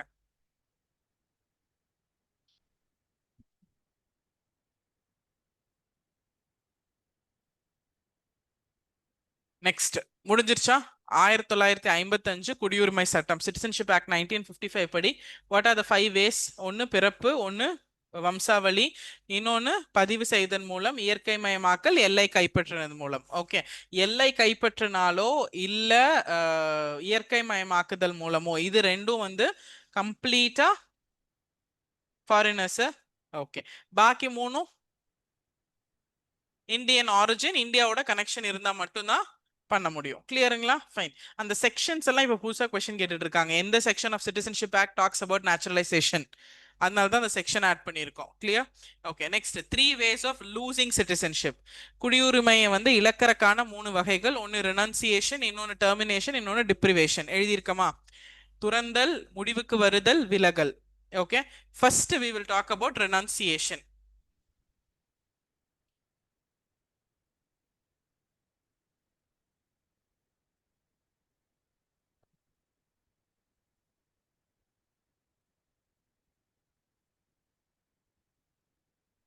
Okay, done. சரி, ஃபர்ஸ்ட் வந்து ரெனன்சியேஷன். ரெனன்சியேஷன்னா தமிழ்ல துறந்தல். ஓகே, அப்ப நான் வந்து பர்சன் ஆஃப் லீகல் ஏஜா இருக்கணும். எனக்கு என் குடியுரிமை வேண்டாம் அப்படின்னு நான் சொல்றேன் அப்படின்னா I should be a person of legal age. Legal ஏஜ்னா என்ன? 18+ இருக்கணும். ஓகே, 18 வயசை கடந்த ஒருத்தர் ரினன்ஸ் பண்ணலாம், துறக்கலாம் குடியுரிமை வேண்டாம். எப்படின்னா டிக்ளேர் பண்ணணும், எனக்கு இந்த நாட்டோட குடியுரிமை வேண்டாம் அப்படின்னு நான் டிக்ளேர் பண்ணணும். So any person of legal age or full age அப்படின்னு சொல்லுவோம். ரினன்சியேஷன் அப்படின்னா ரெனன்சியேஷன் ஃபுல் ஏஜ். ஃபுல் ஏஜ்னா 18+. பர்சன் ஆஃப் ஃபுல் ஏஜ், 18 வயசை கடந்த ஒருத்தர் எனக்கு குடியுரிமை வேண்டாம் அப்படின்னு டிக்ளரேஷன். டிக்ளரேஷன் தெரியும்ல, செல்ஃப் டிக்ளரேஷன். எஸ், இது என்னோட தான், நான் வேண்டாம். ஸோ டிக்ளேர் பண்ணணும். டிக்ளேர் பண்ணணும். அப்படி டிக்ளேர் பண்ணும்போது உங்க சென்ட்ரல் கவர்மெண்ட் அந்த டிக்ளரேஷனை அக்செப்ட் பண்ணிக்கிட்டா உங்களோட குடியுரிமை போயிடும். ஓகே, ஆனா இந்த டிக்ளரேஷன் வார் சமயத்துல கொடுத்தா ஏற்றுக்கொள்ள மாட்டாது. அங்கேயே போர் நடந்துட்டு இருக்கு. அப்ப நீங்க ஆப்போசிட் நாட்டுக்கு சப்போர்ட் பண்ற பட்சத்துல கொடுத்திருப்பீங்கல்ல. Yes, so during war it cannot be accepted. During war கொடுக்குற ரெஜிஸ்ட்ரேஷன்லாம் வார் முடிச்சதுக்கு அப்புறம் சென்ட்ரல் கவர்மெண்ட் வேணும்னா ஏத்துக்கலாம், வேண்டாம்னா ஏத்துக்காம இருந்துக்கலாம். பட் வார் இல்லாத மற்ற டைம்ல கொடுத்தா they will accept if it's correct. அந்த டிக்ளரேஷன் கரெக்டா இருந்தா அக்செப்ட் பண்ணிக்குவாங்க. ஓகே, இப்போ நான் டிக்ளேர் பண்றேன். Fine. Okay, I am a person of full age. Full ஏஜை கடந்த நான் வந்து டிக்ளேர் பண்றேன் எனக்கு குடியுரிமை வேண்டாம், ரினன்ஸ் பண்றேன், துறக்கலாம் அப்படின்னு. ஸோ எனக்கு மைனர் சில்ட்ரன் இருக்காங்க, மைனர் சைல்டு இருக்காங்க. அப்ப அந்த மைனர் சைல்டு என்ன ஆவாங்க? அவங்களுக்கும் ஆட்டோமேட்டிக்கா போயிடும். இஃப் அந்த 18+ ஃபுல் ஏஜ் டிக்ளேர் பண்றவங்களுக்கு மைனர் சைல்டு இருந்தா அவங்களோட சிட்டிசன்ஷிப்பு போயிடும்.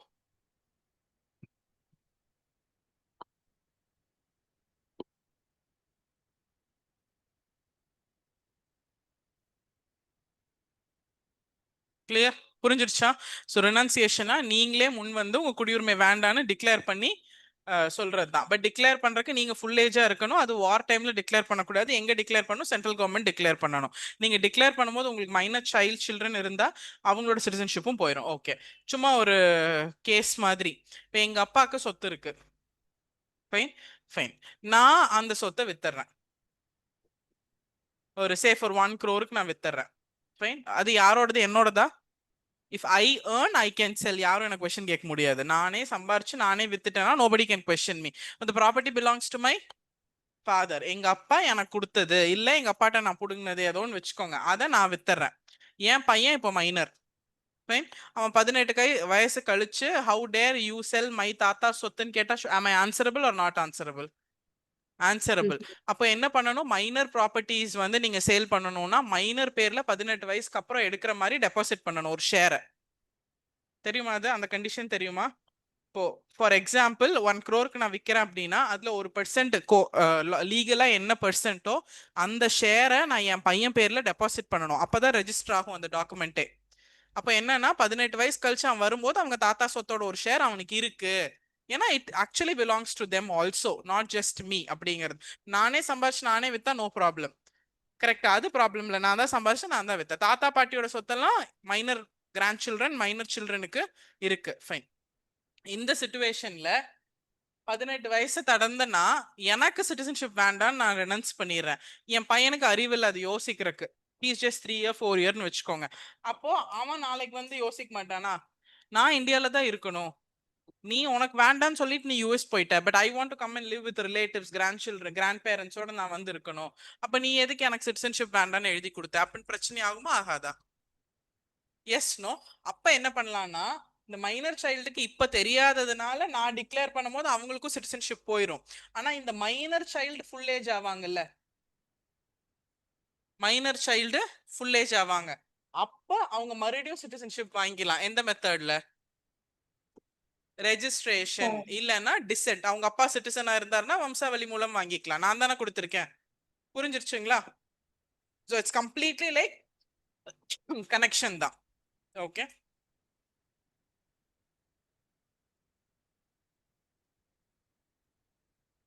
ஸோ 18 வந்ததுக்கு அப்புறம் வேணும் அந்த குழந்தை விரும்புனா ரீக்ளைம் பண்ணிக்கலாம். எப்படி ஒரு ப்ராப்பர்ட்டி வித்தாலும் 18 இயர்ஸ்க்கு அப்புறம் அந்த ஷேர் இருக்குமோ அந்த மாதிரி.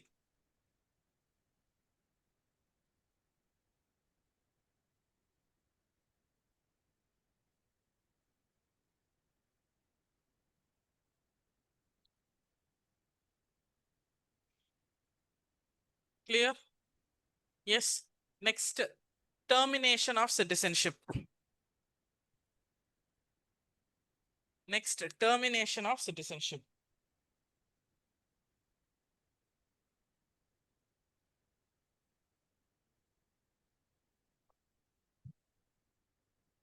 Termination of citizenship. Termination அப்படின்னா what is termination? முடிவுக்கு கொண்டு வரதல். எஸ், டெர்மினேட் பண்றாங்க. என்ன, ஸ்கூல்ல இருந்து உங்களை டெர்மினேட் பண்ணி அனுப்பிச்சிட்டாங்க, முடிவுக்கு அவங்களே கொண்டு வந்துருவாங்க. ஸோ அப்ப என்னன்னா, நீங்க வாலண்டியரா போய் வேற நாட்டோட குடியுரிமை பெறும்போது ஆட்டோமேட்டிக்கா உங்களோட இந்திய நாட்டோட குடியுரிமை முடிவுக்கு வந்துடும், டெர்மினேட் ஆயிரும். ஃபைன். ஸோ டெர்மினேட் அப்படிங்கிறது வாலண்டியரா acquiring another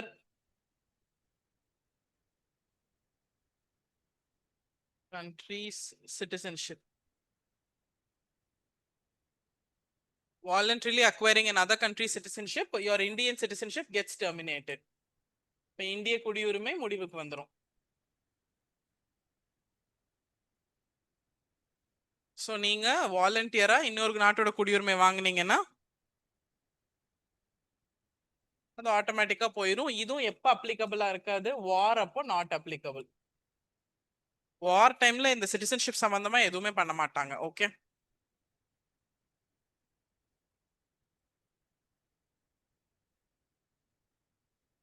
ஃபைன்.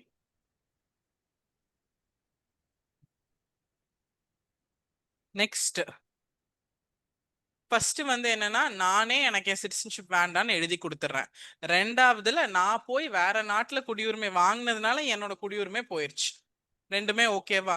மூணாவது, நீங்க சிட்டிசன் தான், பட் ஏதாவது ஃப்ராடுலண்ட் ஆக்டிவிட்டி பண்ணிட்டு இருப்பீங்க, பாகிஸ்தானுக்கு மெசேஜ் அனுப்பிச்சிட்டு இருப்பீங்க, அவங்களுக்கு இங்கிருந்து காசு அனுப்புவீங்க, ஏதாவது அன்லாஃபுல் ஆக்டிவிட்டிஸ் பண்ணுவீங்க, அப்போ உங்க குடியுரிமை என்ன பண்ணுவாங்க? புடுங்கிடுவாங்க. அவ்வளவுதான். எஸ், அதுதான் டிப்ரைவிங். உங்களுக்கு அந்த உரிமை இருக்காது. they will deprive you of that law. depriving of citizenship, third of the category. உங்க குடியுரிமை விலக்கிடுவாங்க, அது உங்களுக்கு செல்லாது அப்படின்னு. So write down third, depriving of citizenship.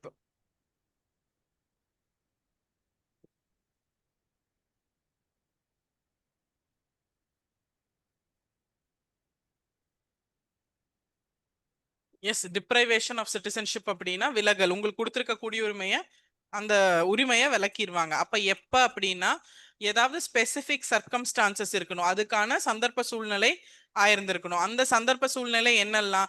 ஏதாவது ஃப்ராடுலண்ட் வழியில நீங்க உங்க குடியுரிமை பெற்று இருந்தா, நேச்சுரலைசேஷன் இருக்குல்ல, நேச்சுரலைசேஷன்ல நீங்க இல்லீகல் மைக்ரண்ட் இல்ல, 5 வருஷமா நான் இங்க தான் இருக்கேன் அப்படின்னு சொல்லி நீங்க வாங்கியிருப்பீங்க.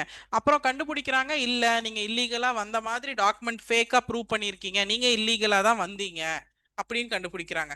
இல்ல ரெஜிஸ்ட்ரேஷன்ல நீங்க கல்யாணம் பண்ண மாதிரி காமிச்சு பண்ணியிருப்பீங்க, அப்புறம் தான் தெரியுது அந்த ஒய்ஃப் வந்து கம்ப்ளைண்ட் பண்ணுவா கல்யாணமே பண்ணலாமா என்ன, ஏன் சொல்வதெல்லாம் உண்மைக்கு போயிடுவாங்க. எஸ், அப்போ அந்த மாதிரி கேசஸ்ல அது போயிடும். ஸோ ஃப்ராடுலண்ட் மெஷர்ஸ் தேச துரோகம் எல்லாமே தான். First fraudulent measures,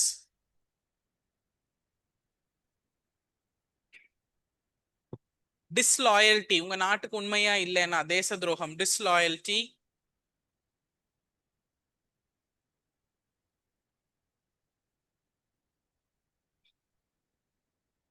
dissatisfaction, false representation,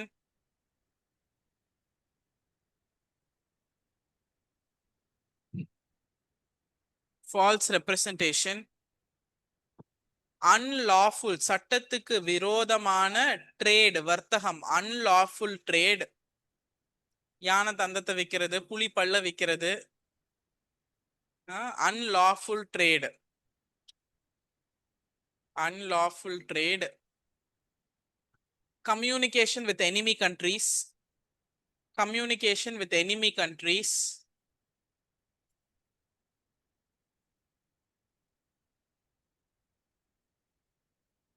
okay.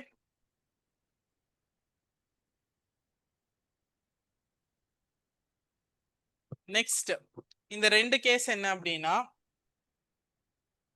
நீங்க இது வரைக்கும் எழுதிட்டீங்கல்ல, இது இல்லாம இந்த 2 வகையிலையும் டிப்ரைவ் பண்ணலாம். இப்ப நீங்க சிட்டிசன், ஆனா இந்த சிட்டிசன்ஷிப் உங்களுக்கு எப்படி வந்திருக்கணும்னா, ஒன்னு ரெஜிஸ்ட்ரேஷன் மூலியமாவோ நேச்சுரலைசேஷன் மூலியமாவோ நீங்க இந்த குடியுரிமை வாங்கியிருக்கீங்க. ரெஜிஸ்டர்னா என்ன, கல்யாணம் பண்ணியோ பீப்புள் ஆஃப் இந்தியன் ஆரிஜின், நேச்சுரலைசேஷன்னா ஃபாரினர். பட் சிட்டிசன்ஷிப் வாங்கினதுக்கு அப்புறம் write down minimum term of 2 years, minimum term of 2 years, minimum term of 2 years within 5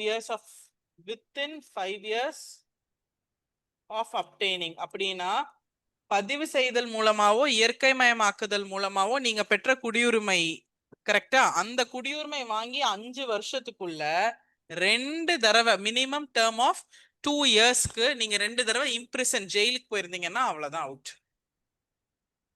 okay, so jail imprisonment, minimum term of 2 years within 5 years of obtaining registration.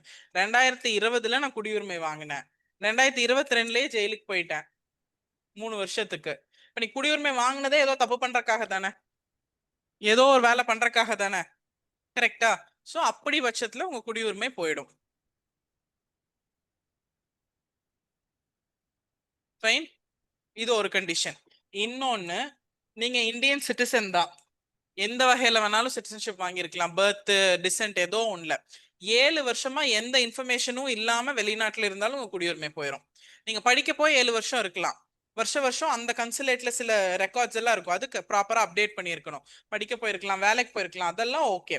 But 7 வருஷமா எந்த அப்டேட்டுமே இல்லை, எங்க இருக்கீங்கன்னே தெரியல, ஆனா வெளியே போனது மட்டும் ரெஜிஸ்டர் ஆயிருக்குன்னா சிட்டிசன்ஷிப் போயிடும். இப்ப நான் 7 வருஷமா ரிப்போர்ட்டே பண்ணல, நான் எப்படி சிட்டிசனா இருக்கேன்னு கேட்காதீங்க, வெளியே போனவனுக்கு தான் அது செல்லும். வெளியே போகும்போது தானே அவன் ஸ்டாம்ப் பண்ணிட்டு போயிருப்பான், அப்ப அவன் 7 வருஷத்துக்குள்ள திரும்பி வரணும், இல்ல அவன் எங்க இருக்கான்னு சொல்லணும், நான் வேலை செஞ்சுட்டு இருக்கேன், அந்த ஒரு இது இருக்கணும், இந்தியன் சிட்டிசன் இங்க இருக்காங்க ரெக்கார்ட் நம்ம கிட்ட இருக்கணும், இல்லாத பட்சத்துல அது போயிடும். Okay, so write down citizen, ஏதாவது ஒரு குடிமகன் ரிசைடிங் அவுட் சைட் இந்தியா, வெளிநாட்டுல வாழ்பவர், for continuous period of 7 years, தொடர்ந்து 7 ஆண்டுகள், வித்தவுட் ரெஜிஸ்டரிங் ப்ராப்பர்லி இந்த இந்தியன் கன்சுலேட், இந்திய தூதரகத்துல ப்ராப்பரா பதிவு செய்யாம 7 வருஷத்துக்கு மேல அந்நிய நாட்டுல இருந்தா போயிடும், அவ்வளவுதான்.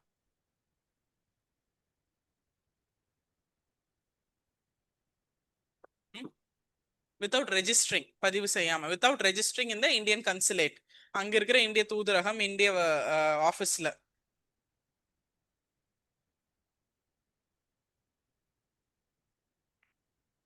Ma'am, once more, ma'am. இந்த லாஸ்ட் பாயிண்டா? Yes, ma'am. ஓகே, அப்ப நீங்க வந்து சிட்டிசன் தான், சிட்டிசனா இருந்துட்டு வெளிநாட்டுல living outside India for a continuous period of 7 years without proper information in the Indian consulate. அந்த நாட்டுல இருக்க இந்திய தூதரகத்துல எந்த சரியான இன்ஃபர்மேஷனும் இல்லாம 7 வருஷத்துக்கு மேல வெளிநாட்டுல இருந்தா உங்க சிட்டிசன்ஷிப் போயிடும். இதுக்கு ஒரு எக்ஸாம்பிள் சொல்லுங்க. Recent current affairs.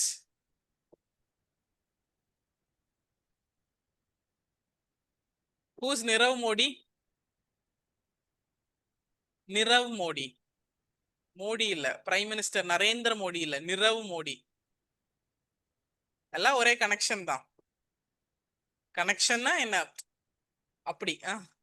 Whose Nirav மோடிங்க? மோடியோட ரிலேஷனா? இதுக்கு இது வெளியே சொல்லிடாதீங்க. நாளைக்கு வேற மோடி கோயம்புத்தூர் வராரு. நான் சொன்னேன்னு சொன்னீங்கன்னு வச்சுக்கோங்க, முடிச்சிருவாங்க. எஸ், ஹூஸ் நிரவ் மோடிங்க? மாட்டினாரு. ஆ? அந்த ஜுவல்லர் மாட்டினாரு. திருப்பி சொல்லுங்க, கேக்கல.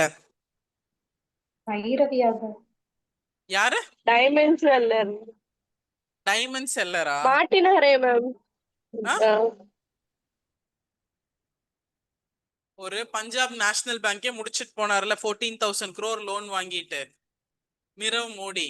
அவர் இப்ப கிடைச்சாருன்னா அவரது என்ன பண்ணுவாங்க? சிட்டிசன்ஷிப்ப டெர்மினேட் பண்ணுவாங்களா, டிப்ரைவ் பண்ணுவாங்களா, ரினன்ஸ் பண்ணுவாங்களா? முடிவுக்கு கொண்டு வருவாங்களா? டிப்ரைவ் தான் பண்ணுவாங்க. Unlawful activity, fraudulent measures, deprive. புரிஞ்சிருச்சுங்களா? எஸ். ரினன்சியேஷனா நீங்களா வாலண்டியரா கொடுக்கணும். டெர்மினேஷனா நீங்க வேற நாட்டுல வாங்கியிருந்தா முடிவுக்கு வரும். ஏதாவது ஒரு வேலையை பண்ணிட்டு போனா அது டிப்ரைவ் பண்ணிடுவாங்க. நிரவ் மோடி 14,000 crore தானே பஞ்சாப் நேஷனல் பேங்கே டோட்டலா பேங்க்ரப்ட் ஆக்கிட்டாரு. ரொம்ப நாளைக்கு முன்னாடி, அதனால ஞாபகம் இல்ல. நேத்து நடந்தது ஏதாவது கேட்டா? Yes, fine, okay.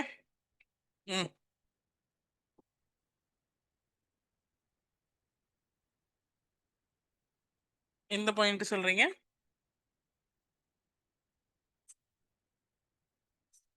இதுவா? இந்த பாயிண்டா?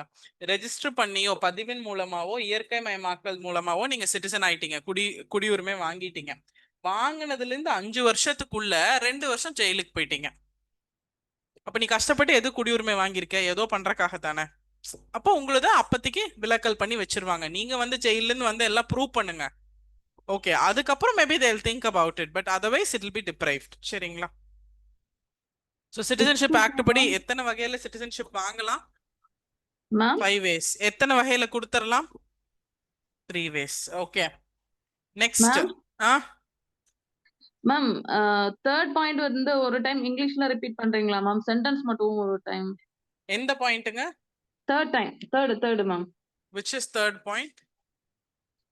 டிப்ரிவேஷனா? Yes ma'am. டிப்ரிவேஷனுக்கு நிறைய மெத்தட்ஸ் இருக்குல்ல. டிப்ரைவ்னா இங்கிலீஷ்ல எழுதுறீங்களா? S ma'am. ஓகே, அப்போ உங்க சிட்டிசன்ஷிப்பை எப்படி டிப்ரைவ் பண்ணலாம், எப்படி உங்க சிட்டிசன்ஷிப்பை ஸ்டாப் பண்ணலாம் அப்படின்னா, if you have done some under specific circumstances, ஏதாவது ஒரு காரணங்களின் அடிப்படையில் இட் கேன் பி டிப்ரைவ். எப்படி டிப்ரைவ் பண்ணலாம்?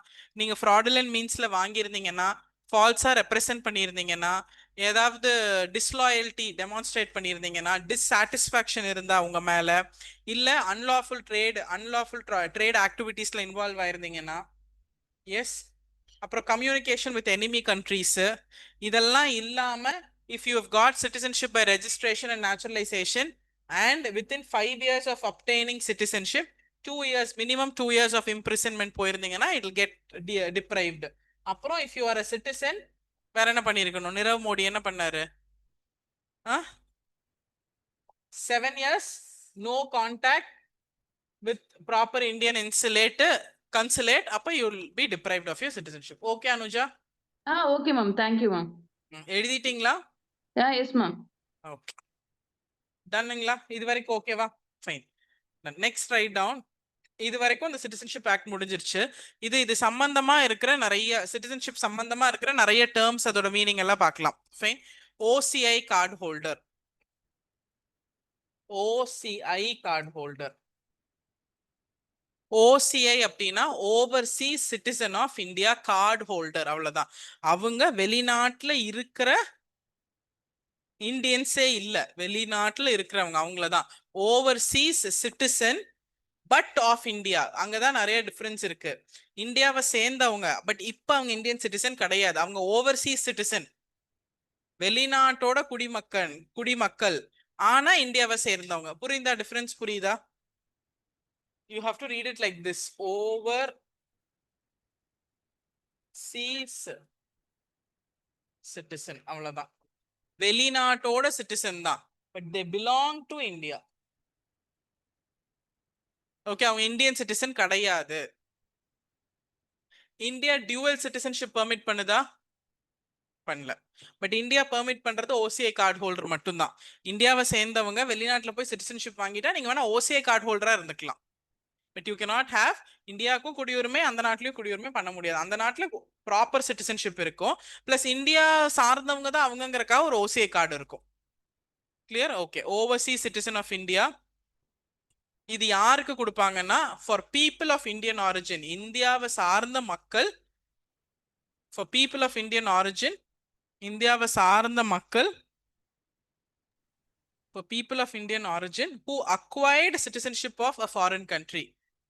இந்தியாவை சார்ந்த மக்கள் யாரு வெளிநாட்டுல குடியுரிமை பெற்றுட்டாங்களோ அவங்களுக்கு கொடுக்கறதா OCI card. Okay, for people of Indian origin, அவங்க இந்தியாவை சேர்ந்தவங்களா இருப்பாங்க ஆனா அவங்க இப்ப வெளிநாட்டுல வேற நாட்டுல குடியுரிமை வாங்கியிருப்பாங்க, அவங்களுக்கு தான் ஓசிஐ கார்டு. இந்தியன் அவங்க இப்ப இந்தியன் கிடையவே கிடையாது. ஓசிஐ கார்டோட பழைய பேர் தான் PIO, person of Indian origin. இப்ப பிஐஓ ஓசிஐ எல்லாம் இணைச்சிட்டாங்க, மர்ஜ் பண்ணிட்டாங்க. ஓகே, அதெல்லாம் நம்ம எழுதிக்கலாம். ஸோ ஓசிஐனா என்னங்க? They don't belong to India, Indian citizen கிடையாது, பட் இந்தியாவை சார்ந்தவங்க, வம்சாவளி இந்தியாவை இருக்கும், பட் இப்ப அவங்க வெளிநாட்டோட குடியுரிமை வச்சிருக்காங்க. செகண்ட் பாயிண்ட், அவங்களுக்கு life long visa to come to India. அவங்களுக்கு லைஃப் லாங், வாழ்க்கை ஃபுல்லா விசா கொடுப்பாங்க இந்தியாவுக்கு. இந்தியால அவங்க சொத்து வாங்கிக்கலாம் ஆனா அக்ரிகல்ச்சர் சொத்து வாங்க முடியாது. Lifelong visa to come to India and they can own property in India. Lifelong visa to come to India and they can own property in India. Lifelong visa in India and they can own property in India. Lifelong visa and they can own property in India but not agriculture property. Okay. Next, they can work and study in India. அவங்க இந்தியால வந்து வேலை செய்யலாம், படிச்சுக்கலாம். But அவங்க Indian citizen கிடையாது. அவங்க எந்த நாட்டில் குடியுரிமை வாங்கியிருக்காங்களோ அந்த நாட்டு குடியுரிமை தான். இந்தியாவில் அவங்க இந்தியா வம்சாவளியை சார்ந்தவங்கிறனால ஓசிஐ கார்டு மட்டும் வச்சிருப்பாங்க. ஓகே, அரசியல் உரிமைகள் எதுவுமே கிடையாது, நோ பொலிட்டிக்கல் ரைட்ஸ். அரசியல் உரிமைகள் எதுவும் கிடையாது, no political rights. No political rights, அரசியல் உரிமைகள் கிடையாது. அப்படின்னா என்ன? வாக்களிக்க முடியாது, நோ voting ரைட்ஸ். எந்த தேர்தலையும் பங்கெடுக்க முடியாது, cannot contest in election. Okay, next example, US போய் யூஎஸ்ல சிட்டிசன் ஆயிடுறாங்க. இங்கிருந்தா போனாங்க ஆனா யூஎஸ் போய் யூஎஸ்ல கிரீன் கார்டு வாங்கி சிட்டிசன் ஆயிட்டாங்க. அப்ப அவங்க யூஎஸ்ஏவோட சிட்டிசன் பட் இந்தியாவோட ஓசிஐ கார்டு ஹோல்டர். புரிஞ்சிருச்சுங்களா? எஸ், இந்தியாவோட card holder but USA citizen. Next right down. இந்த ஓசிஐ கார்டு அப்படிங்கிற ஸ்கீமை இன்ட்ரடியூஸ் பண்ணது Citizenship amendment act 2003. Yes ma'am, இப்போ once they get this OCI card அவங்களோட சில்ட்ரனுக்கும் அது வந்து அப்ளிகபிளா ma'am? that depends. If the child is born outside India, USல born ஆயிருந்தா 1 year குள்ள அவங்க இந்தியன் கன்சுலேட் ரெஜிஸ்டர் பண்ணா that child will become an Indian citizen. Oh, okay ma'am. If they don't register then automatically no, அவ்வளவுதான். Okay ma'am, it is not like இவங்கள்ட்ட OCI card, parents கிட்ட OCI card இருக்கு, so childக்கும் இருக்கணும்ங்கற necessity இல்ல. இல்ல, அதுதான் நம்ம condition இருக்குல்ல. One parent சிட்டிசனா இருந்தாலும் நீங்க வேணும்னா பர்த்ல ரெஜிஸ்டர் பண்ணி கன்சுலேட்ல வாங்கிக்கலாம்னு. Okay ma'am. நான் OCI card holder. What if my husband is working for government of India? அப்ப my son still has an option இல்லையா? வேணும்னா நீங்க ரெஜிஸ்டர் பண்ணிக்கலாம், வேண்டானா ரெஜிஸ்டர் பண்ணாம விட்டா ஆட்டோமேட்டிக்கா இந்தியன் சிட்டிசன் இல்ல. ஓகே, அப்போ அந்த குழந்தை 18 இயர்ஸ் ஆகிற வரைக்கும் ஆகாது. வேணும்னா 18 வயசு கழிச்சு வந்து ரெஜிஸ்டர் பண்ணி வாங்கிக்கலாம். எங்க அம்மா OCI கார்டு ஹோல்டர், எங்க அப்பா சிட்டிசன், அப்போ நான் வந்து PIO, person of Indian origin அப்படின்னு சொல்லி நான் வாங்கிக்கலாம்ல. Okay, done. என்ன எழுதணுங்க கடைசியா? Citizenship amendment act 2003. ஸோ இந்த ஓசிஐ அப்படிங்கறது இன்ட்ரடியூஸ் பண்ணதே இந்த சிட்டிசன்ஷிப் ஆக்ட் 1955 2003 அமெண்ட் பண்ணி ஆட் பண்ணாங்க. Okay, next right down person of Indian origin. Person of Indian origin இதுதான் முதல்ல இருந்தது, கரெக்டா? இப்ப இது இல்ல. Person of Indian origin granted to யாருக்கு கொடுத்துட்டு இருந்தாங்க அப்படின்னா granted to foreigners who have Indian origin. கரெக்டா? OCI முன்னாடி அதுக்கு பதிலா இது கொடுத்துட்டு இருந்தாங்க. So granted to person of Indian origin. But இப்ப அவங்க இந்தியனா இருப்பாங்களா? ஃபாரினர்ஸ். இப்ப அவங்க வெளிநாட்டவரா இருப்பாங்க, பட் இந்திய வம்சாவளியை சார்ந்தவங்களா இருந்தா அவங்களுக்கு முதல்ல PIO தான் கொடுத்துட்டு இருந்தாங்க. ஃபைன். அப்ப எத்தனை தலைமுறை வரைக்கும் நான் PIO வாங்க முடியும்? நான் யுஎஸ்ல பிறந்தேன், எங்க அப்பா யுஎஸ்ல பிறந்தாரு, எங்க தாத்தா யுஎஸ்ல பிறந்தாரு, எங்க தாத்தாவோட அப்பா யுஎஸ்ல பிறந்தாரு. ஓகே, நான் PIO வாங்க முடியுமா? பர்சன் ஆஃப் இந்தியன் ஆரிஜின் தானே. எந்த தலைமுறை அப்படின்னு எங்க மென்ஷன் ஆயிருக்குன்னா PIOல மென்ஷன் ஆயிருக்கு. அப் டு 4 ஜெனரேஷன்ஸ் தான், 4 தலைமுறை தான். அப்பனா நானு, எங்க அப்பா, எங்க அப்பாவோட அப்பா, எங்க அப்பாவோட தாத்தா வரைக்கும் no problem. Up to 4 generations back. முதல்ல PIO தான் கொடுத்துட்டு இருந்தாங்க. இந்தியால இருந்து வெளிநாட்டுல போய் செட்டில் ஆனவங்களுக்கு இந்தியாவோட ஏதாவது ஒரு ஐடென்டிட்டி இருக்கணும்ல. அதனால அவங்க என்னதான் சிட்டிசனா இல்லைனாலும் அவங்க இந்தியா அப்படிங்கிற மண்ணுக்கு அவங்களுக்கும் சம்பந்தம் இருக்குங்கிறதுனால PIO கொடுத்தாங்க. 4 தலைமுறைக்கு முன்னாடி வரைக்கும் உங்களுக்கு இந்தியாவோட கனெக்ஷன் இருந்தா யூ கேன் கெட் PIO. இந்த PIO தான் 2003ல OCI இம்ப்ளிமெண்ட் பண்ணாங்க. OCI இம்ப்ளிமெண்ட் பண்ணதுக்கு அப்புறம் OCIக்கு நிறைய பெனிஃபிட்ஸ் இருந்துச்சு. ஓட் போட வேண்டாம், ஆனா ப்ராப்பர்ட்டி வாங்கிக்கலாம், ஸ்கூலுக்கு போகலாம், படிக்கலாம், இந்த மாதிரி எல்லாம் இருந்துச்சு. அப்ப PIOக்கு வேல்யூ கம்மியானோன்னு 2015ல ஒரு அமெண்ட்மெண்ட் கொண்டு வந்து OCIயும் PIOவும் மர்ஜ் பண்ணிட்டாங்க. Right down Constitutional Amendment Act 2015, Citizenship Amendment Act 2015, Citizenship Amendment Act 2015, குடியுரிமை திருத்த சட்டம் 2015ல they merged PIO with OCI. PIO வந்து OCI ஓட merge பண்ணிட்டாங்க. They merged PIO with OCI. ஓகேவா? டன். எஸ். இப்போ கேன் இந்தியால dual citizenship இருக்கா? India does not permit dual citizenship. நீங்க வாலண்டியரா இன்னொரு நாட்டோட குடியுரிமை வாங்குனீங்கன்னா உங்களோட குடியுரிமை நீங்களே வாலண்டியரா திறந்துடணும், இல்ல டெர்மினேட்டும் பண்ணிடுவாங்க. நீங்களே எழுதி கொடுத்துட்டு தான் வேற நாட்டுக்கு வாங்கணும். அப்படி நீங்க டிக்ளேர் பண்ணலைனாலும் ஆட்டோமேட்டிக்கா அது டெர்மினேட் ஆயிரும். பட் டியூவல் சிட்டிசன்ஷிப் பதில நம்ம நாட்டை சேர்ந்தவங்க வெளிநாட்டுல குடியுரிமை வாங்கினாலும் நம்ம கொடுக்குற ஒரே ஒரு ப்ரிவிலேஜ் என்னன்னா OCI கார்டு மட்டும். ஓகே, OCIக்கு புரிஞ்சிருச்சுல்ல, overseas citizen but they belong to India. Okay, clear? Yes. Next right down. Ma'am அந்த PIO மட்டும் ஒன் டைம் எக்ஸ்பிளைன் பண்ணுங்க. ஏன் நீங்க தூங்கிட்டீங்களா லைட்டா? இல்ல மேம். என்ன புரியல சொல்லுங்க. PIO மேம் அதுல 4 ஜெனரேஷன்ஸ் வரைக்கும் சிட்டிசன்ஷிப் கொடுப்பாங்களா இல்ல எப்படிங்க மேம்? 4 ஜெனரேஷன்ஸ் பேக் அப்படின்னா 4 தலைமுறையா நீங்க வேற நாட்டுல பிறந்து வளர்ந்திருந்தாலும் 4 தலைமுறைக்கு முன்னாடி கூட நீங்க இந்தியனா இருந்தீங்கன்னா இந்த 4 தலைமுறைக்கு முன்னாடி நான் இந்தியன்னு சொல்லி கூட இப்ப நீங்க PIO வாங்கிக்கலாம். புரிஞ்சிருச்சா? Okay ma'am. இப்போ ஃபார் எக்ஸாம்பிள் நான் யுஎஸ்ல பிறந்தேன், எங்க அப்பா யுஎஸ்ல பிறந்தாரு, எங்க அம்மா யுஎஸ்ல பிறந்தாங்க, எங்க தாத்தா யுஎஸ்ல பிறந்தாரு, எங்க தாத்தாவோட அப்பா யுஎஸ்ல பிறந்தாரு, 4 தலைமுறையா யுஎஸ்ல இருக்கோம். ஆனா இப்ப என் பையன் PIO கார்டு வாங்கணும்னா வாங்க முடியுமா? அப் டு 4 ஜெனரேஷன்ஸ் பேக் வரைக்கும் வாங்கிக்கலாம். அதனால இப்ப வாங்கிக்கலாம். புரிஞ்சிருச்சுங்களா? ஃபைன். ஆனா இப்ப வாங்க மட்டும் அதுக்கப்புறம் வாங்கவே முடியாது. எஸ், அப் டு 4 ஜெனரேஷன் வரைக்கும் PIO கொடுத்துட்டு இருந்தாங்க. அந்த PIOட தான் இப்போ OCIயோட மர்ஜ் பண்ணிட்டாங்க. இப்போ ஒரே ஒரு கார்டு தான் OCI கார்டு மட்டும்தான். ஓகே, OCI கார்டு தான் நிறைய பெனிஃபிட்ஸ். ஃபைன். ஸோ இது பேர் என்னன்னா OCI கார்டோட இன்னொரு பேர் என்னன்னா ஸ்பெஷல் சிட்டிசன்ஷிப் ஸ்டேட்டஸ். சில புக்ஸ்ல அதை ஸ்பெஷல் சிட்டிசன்ஷிப் சிறப்பு குடியுரிமை அந்தஸ்து அப்படின்னு சொல்லியிருக்காங்க. சிறப்பு குடியுரிமை அந்தஸ்து அப்ப இந்திய குடிமக்களுக்கு ஏதாவது தராங்களான்னா இல்ல. இந்திய வம்சாவளியை சார்ந்த யாராவது ஒருத்தர் PIO OCI கார்டு வச்சிருந்தா அவங்களுக்கு சிறப்பு குடியுரிமை அந்தஸ்து. Okay,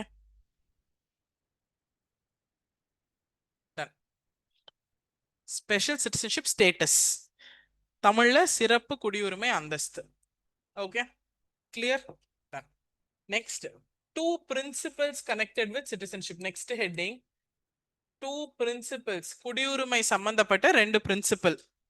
okay, 2 technical words. ஒன்னு ஜஸ்ட் சொல்லி, கேள்விப்பட்டிருக்கீங்களா?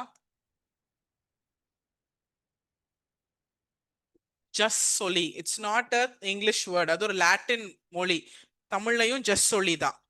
Fine, By birth. லாட்டின் ஒரு வார்த்தை. சம்படி என்னமோ சொன்னீங்க? By birth தானே மேம்? பை பர்த், ஜஸ்ட் சொல்லி. அண்ட் இன்னொன்னு just, JUS, just, and it's called sanguineous, SANGUINIS,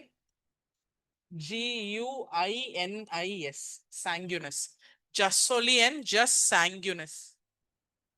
okay, இது என்ன அப்படின்னா இது ஒரு லாட்டின் கிரீக் வேர்ட்ஸ் மாதிரி. இந்த வேர்ட் வந்து கனெக்டட் வித் சிட்டிசன்ஷிப். என்னன்னா ஜஸ்ட் சொல்லி அப்படிங்கிறது பிறப்பால் மட்டும் கொடுக்கறது தான் ஜஸ்ட் சொல்லி. ஒன்லி பை பர்த் சிட்டிசன்ஷிப் அந்த நாட்டுல கொடுக்கணும் அப்படின்னு சொல்றது ஜஸ்ட் சொல்லி.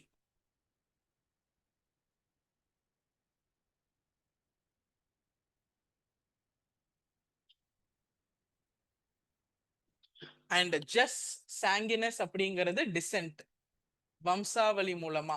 அப்படின்னா ரத்தத்தின் மூலம், பிளட், என்னோட ரத்தம் அங்க இருக்கு அவனுக்கு குடியுரிமை கொடுக்கணும், அப்படி அப்படி கொடுத்தா அது ஜஸ்ட் சாங்கினஸ், வம்சாவளி மூலம். பிறப்பால் மட்டும் கொடுத்தா ஜஸ்ட் சொல்லி. இதுல என்ன கொஸ்டின் கேட்கலாம்னா, நம்ம கான்ஸ்டியூவன்ட் அசம்பிளி சிட்டிசன்ஷிப் கொடுக்கும் போது ஜஸ்ட் சொல்லி ரெக்கமெண்ட் பண்ணாங்களா, ஜஸ்ட் சாங்கினஸ் ரெக்கமெண்ட் பண்ணாங்களா, இவ்வளவுதான் அதுல கொஸ்டின் கேட்க முடியும். அதுக்கு நம்ம ஜஸ்ட் சொல்லினா என்ன, சாங்கினஸ்னா என்னன்னு தெரிஞ்சிருக்கணும். What did we recommend? Just சொல்லி தான் ரெக்கமெண்ட் பண்ணாங்க.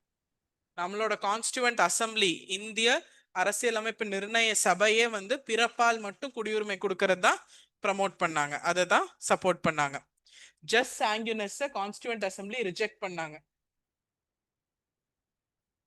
நம்மளோட இந்திய அரசியலமைப்பு நிர்ணய சபை இதை ரிஜெக்ட் பண்ணாங்க, ஜஸ்ட் சாங்கினஸ் ரிஜெக்ட் பண்ணாங்க.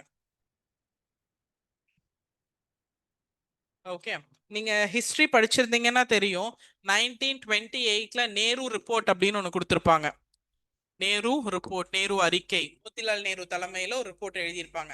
அந்த மோதிலால் நேரு ரிப்போர்ட்டே இதை தான் ரெக்கமெண்ட் பண்ணுச்சு, ஜஸ்ட் சொல்லி மட்டும் தான் ரெக்கமெண்ட் பண்ணாங்க. ஓகே, இது ஹிஸ்டரி படிக்கும் போது நம்ம மோதிலால் நேரு ரிப்போர்ட் படிச்சுக்கலாம், பட் எழுதி வச்சுக்கோங்க. மோதிலால் நேரு தலைமையில 1928ல போடப்பட்ட நேரு கமிட்டி அவங்களே வந்து ஜஸ்ட் சொல்லி மட்டும் தான் ரெக்கமெண்ட் பண்ணாங்க. அவங்களுக்கு அடுத்தது ரெக்கமெண்ட் பண்ணது constituent assembly. Constituent assembly jus sanguinis reject பண்ணாங்க.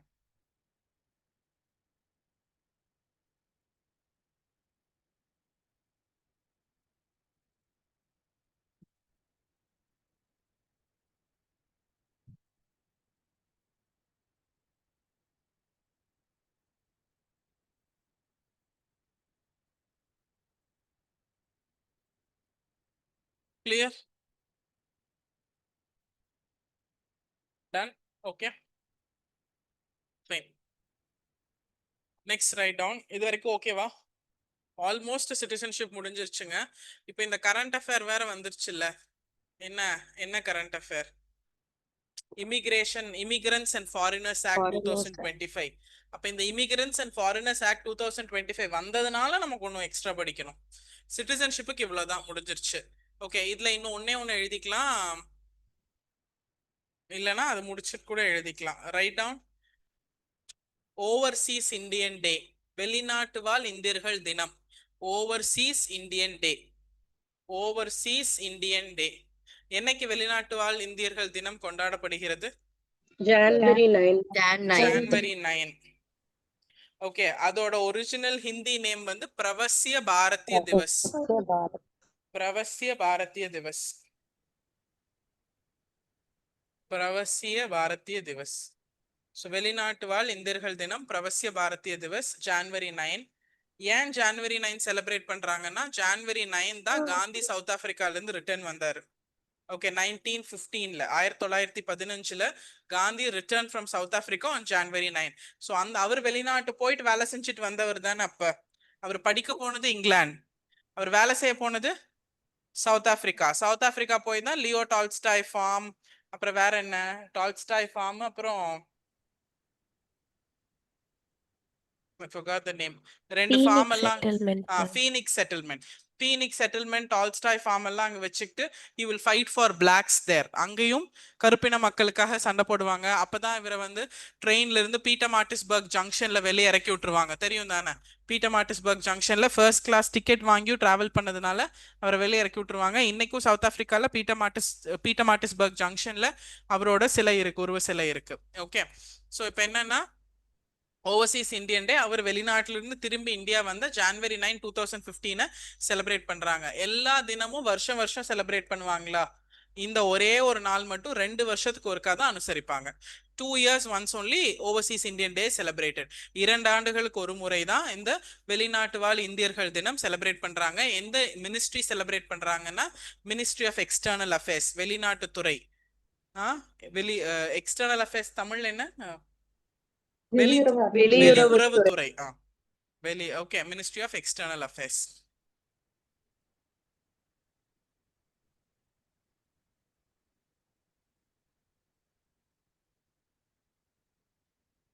Clear?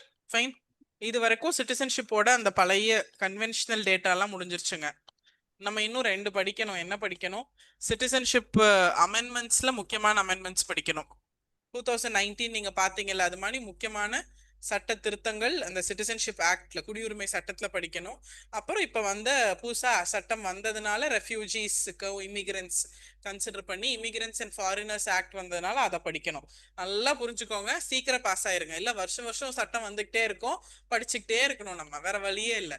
Okay, the sooner you clear the lesser you will learn and go. இல்லனா அடுத்த வருஷம் ஃபெயில் ஆயிட்டு மறுபடியும் படிச்சா வேற ஏதாவது ஒரு சட்டம் வந்துடும். படிக்கணுமா படிக்க வேண்டாமா? படிக்கணும். கஷ்டம் தானே? ஏற்கனவே 106 அமெண்ட்மெண்ட் இருக்கு. இன்னும் 2 அமெண்ட்மெண்ட் கொண்டு வந்தாங்கன்னா 108, 109 ஆயிரும். ஸோ சீக்கிரம் படிச்சு பாஸ் பண்ணி போயிடணும். Yeah, okay. So shall we start? Refugees and illegal migrants.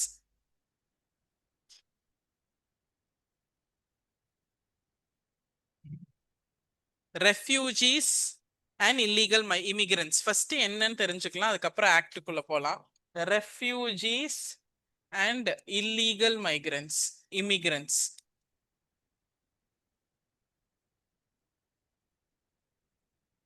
Okay, ரெஃப்யூஜினா தமிழ் அகதி, இல்லீகல் இமிகிரன்ட்ஸ்னா சட்டவிரோதமாக புலம்பெயர்ந்து வந்தவர்கள். ஓகே, சட்டவிரோதமாக வந்தவங்க. இப்போ ஆக்சுவலா என்னன்னா இந்தியால எங்கேயுமே எந்த கான்ஸ்டிடியூஷன்லயோ எந்த சட்டத்திலயுமே ரெஃப்யூஜிஸ்க்கான டெஃபினிஷனே இல்லை. ஆனா நம்ம கிட்ட அகதிகள் முகாம் இருக்குல்ல, அகதிகள் வந்துகிட்டே தானே இருக்காங்க. ஆனா நம்ம அகதிகள் அப்படின்னு ஒரு தனி அந்தஸ்தோ தனி இதுவோ எதுவுமே நம்ம கன்சிடர் பண்றது இல்ல.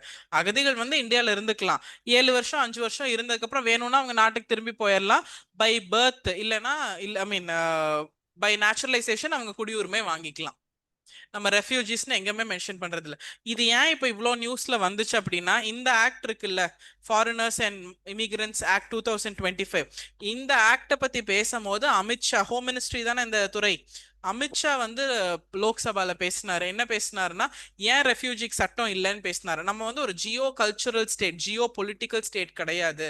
நம்ம வாசுதேவ குடும்பத்தை பின்பற்றுறவங்க யாரு வந்தாலும் நம்ம பார்த்துக்கு தான் செய்வோம் அப்படிங்கிற கான்செப்ட் எடுத்து பேசினாரு.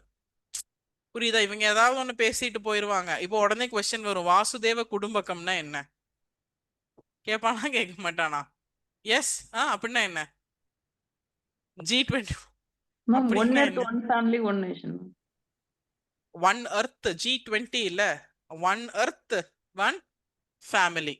நான் ஏன் ரெஃப்யூஜி பத்தி டெஃபினிஷன் கொடுக்கணும்? நான் ஏன் கான்ஸ்டிடியூஷனை திருத்தணும்? ஏன் பார்லிமெண்ட் ரெஃப்யூஜிஸ் பத்தி பேச வேண்டிய அவசியமே இல்லை. இந்தியா வந்து ஒரு ஜியோ கல்ச்சுரல் நாடு, ஜியோ பொலிட்டிக்கல் நாடு கிடையாது. எந்த பகுதியிலிருந்து வந்தாலும் அவங்க பண்பாடு கலாச்சாரத்தோட நாங்க அவங்கள ஏத்து அவங்களுக்கு தேவையான பராமரிப்பு பாதுகாப்பு நாங்க கொடுக்குறோம். ஏன்னா இந்தியா மாதிரி நாடுகள் பின்பற்றது Vasudhaiva Kutumbakam, one earth one family தான். நான் ஏன் ரெஃப்யூஜிஸ்லாம் இதெல்லாம் பயங்கர அனல் பறக்க பேசி பிரச்சனை எல்லாம் ஆகி அப்புறம் தான் அந்த ஆக்டை பாஸ் பண்ணி விட்டாங்க. அதனால this comes under the Lime light. Okay, வேற வழி இல்லை, பேசிட்டாங்களே நம்மளும் பேசிதான் ஆகணும் அப்படின்னு. அப்போ ரெஃப்யூஜிஸ் அப்படிங்கிறது எங்கேயுமே இந்தியால மென்ஷனே ஆகல. நம்மளை பொறுத்த வரைக்கும் அவங்க ஃபாரினர்ஸ் இந்தியாக்குள்ள வராங்க, வந்து அவங்க பிடிச்சி செட்டில் ஆகி லீகலா எல்லா டேர்ம்ஸ்க்கு ஒத்து போனா நம்ம என்ன பண்ண போறோம், சிட்டிசன்ஷிப் கொடுக்க போறோம். அப்படி இல்லீகலா இமிகிரண்டா வந்தவங்களுக்கு தான் 2019ல நம்ம என்ன அனௌன்ஸ் பண்ணோம், December 31, 2014க்கு முன்னாடி நீங்க பாகிஸ்தான், பங்களாதேஷ், ஆப்கானிஸ்தான்ல இருந்து வந்திருந்தீங்க, பிளஸ் நீங்க முஸ்லிம் இல்ல அப்படின்னா நாங்க உங்களுக்கு சிட்டிசன்ஷிப் கொடுக்குறோம்ல. அப்ப நீங்களும் வரும்போது ரெஃப்யூஜியா தானே வந்திருந்திருப்பீங்க. இப்ப நாங்க உங்களை வெறும் வெளிநாட்டவரா கன்சிடர் பண்ணி கொடுத்துட்டோம்ல. ஏன் முஸ்லிம்க்கு கொடுக்கல? ஏன்னா அது மூணுமே முஸ்லிம் நாடு. அண்ட் முஸ்லிம் நாட்டுல இருந்து வந்த மத்த இனத்தை சேர்ந்தவங்க தான் மைனாரிட்டி, சிறுபான்மையர். அவங்களுக்கு தான் நாங்க வந்து அந்தஸ்து கொடுத்து உயர்த்தணுமே தவிர அந்த நாட்டவருக்கு நாங்க கூப்பிட்டு கொடுக்கணும்னு அவசியம் இல்லை. அவங்களுக்கு நாட்டிலே அவங்களுக்கு குடியுரிமை இருக்கு. அப்படிதான் நம்ம பண்ணிக்கிட்டு இருக்கோம். So that's why clearly we don't have this term call refugees anywhere mention. அகதிகளுக்கு அப்படின்னு எந்த சட்டமோ எந்த இதுவுமே இல்லை. அப்ப கூட தான் இந்த சட்டத்துல இமிகிரன்ட்ஸ் அண்ட் ஃபாரினர்ஸ் ஆக்ட் தான் கொண்டு வந்திருக்காங்களே தவிர ரெஃப்யூஜிஸ்க்குன்னு கொண்டு வரல. இப்ப நம்ம என்ன நினைப்போம், ஃபாரினர்னா லீகலா டாக்குமெண்டோட வரவன் ஃபாரினர், எதுவுமே இல்லாம ஓடி வரவன் ரெஃப்யூஜி தானே அப்படின்னா அவனையும் நாங்க ஃபாரினரா தான் கன்சிடர் பண்றோம். ஏன்னா வாசுதேவ குடும்பகம். புரிஞ்சிருச்சா? ஓகே, இங்க இருந்தா கனெக்ஷன். ஸோ எழுதிக்கோங்க 2-3 இம்பார்ட்டன்ட் பாயிண்ட்ஸ் மட்டும்.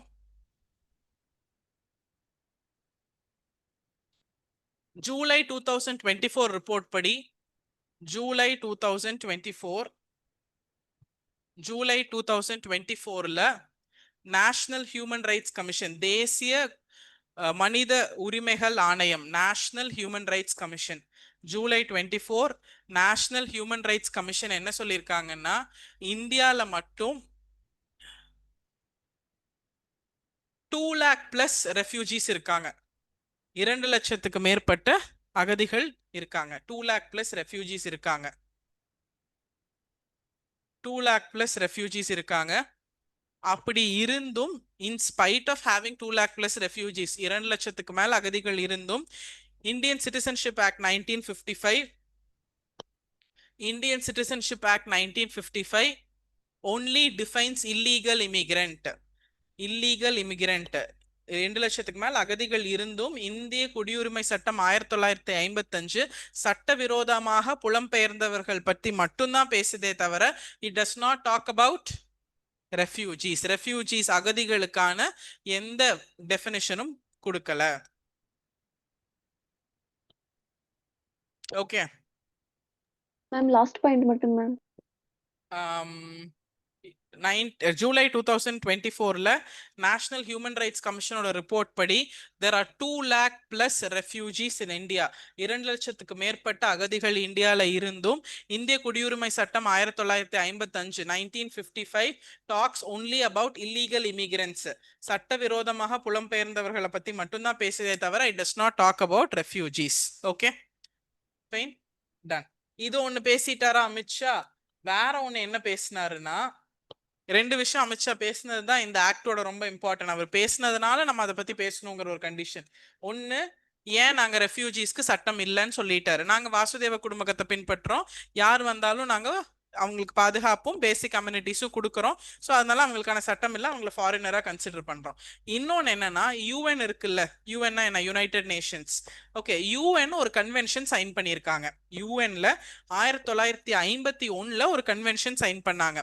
அது என்னன்னா, கண்டிப்பா உங்க நாட்டுக்கு ரெஃப்யூஜிஸ் வந்தா நீங்க இதெல்லாம் பண்ணணும், பின்னாடி காப்பாற்றணும், பாதுகாக்கணும் அப்படின்னு. அதுல ஒரு 144 நாடு கையெழுத்து போட்டிருக்கு. ஒரு 44 நாடுகள் கையெழுத்து போடல. We didn't abide by that convention. அந்த 44 கையெழுத்து போடாத நாட்டுல இந்தியா ஒண்ணு. ஓகே, அப்ப உடனே பார்லிமெண்ட்ல இன்னொரு கொஸ்டின் வருது, நீங்க தான் ரெஃப்யூஜிஸ ஃபாரினர்ஸ் மாதிரி பாத்துக்கிறீங்க, அப்ப நீங்க அந்த யூஎன் கன்வென்ஷன் சைன் பண்ணலாம்ல. ஓகே, அதுக்கும் அவர் பதில் சொல்லியிருக்காரு. ஸோ இது 2 தான், யூஎன் கன்வென்ஷன் ஒன்னு இருக்கு, அப்புறம் இந்த ரெஃப்யூஜிஸ் பத்தி பேசல, இந்த சட்டம் வந்திருக்கு. இதுதான் இப்போ சிட்டிசன்ஷிப் சார்ந்த கரண்ட் அஃபேர். அப்ப இந்த யூஎன் கன்வென்ஷன்ல இருந்து கொஸ்டின் கேட்கலாம், இல்ல இந்த ஆக்ட் ஃபாரினர்ஸ் அண்ட் இமிகிரண்ட் ஆக்ட்ல ஏன் ரெஃப்யூஜிஸ்னு மென்ஷன் பண்ணலன்னு கொஸ்டின் கேட்கலாம். இல்ல இந்த ஆக்ட் இப்ப ரீசெண்டா செப்டம்பர் 2025ல வந்த act. Okay, next right down. 1951ல யூஎன் கன்வென்ஷன், 1951ல யூஎன் கன்வென்ஷன்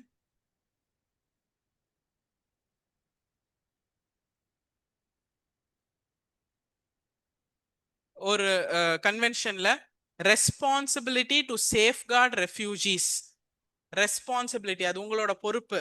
எல்லா நாட்டுக்கும் உங்களுக்கு ஒரு ரெஸ்பான்சிபிலிட்டி இருக்கு, அகதிகளை பாதுகாத்து குறைந்தபட்ச தேவைகளை பூர்த்தி செய்யணும். To to provide minimum standards of treatment.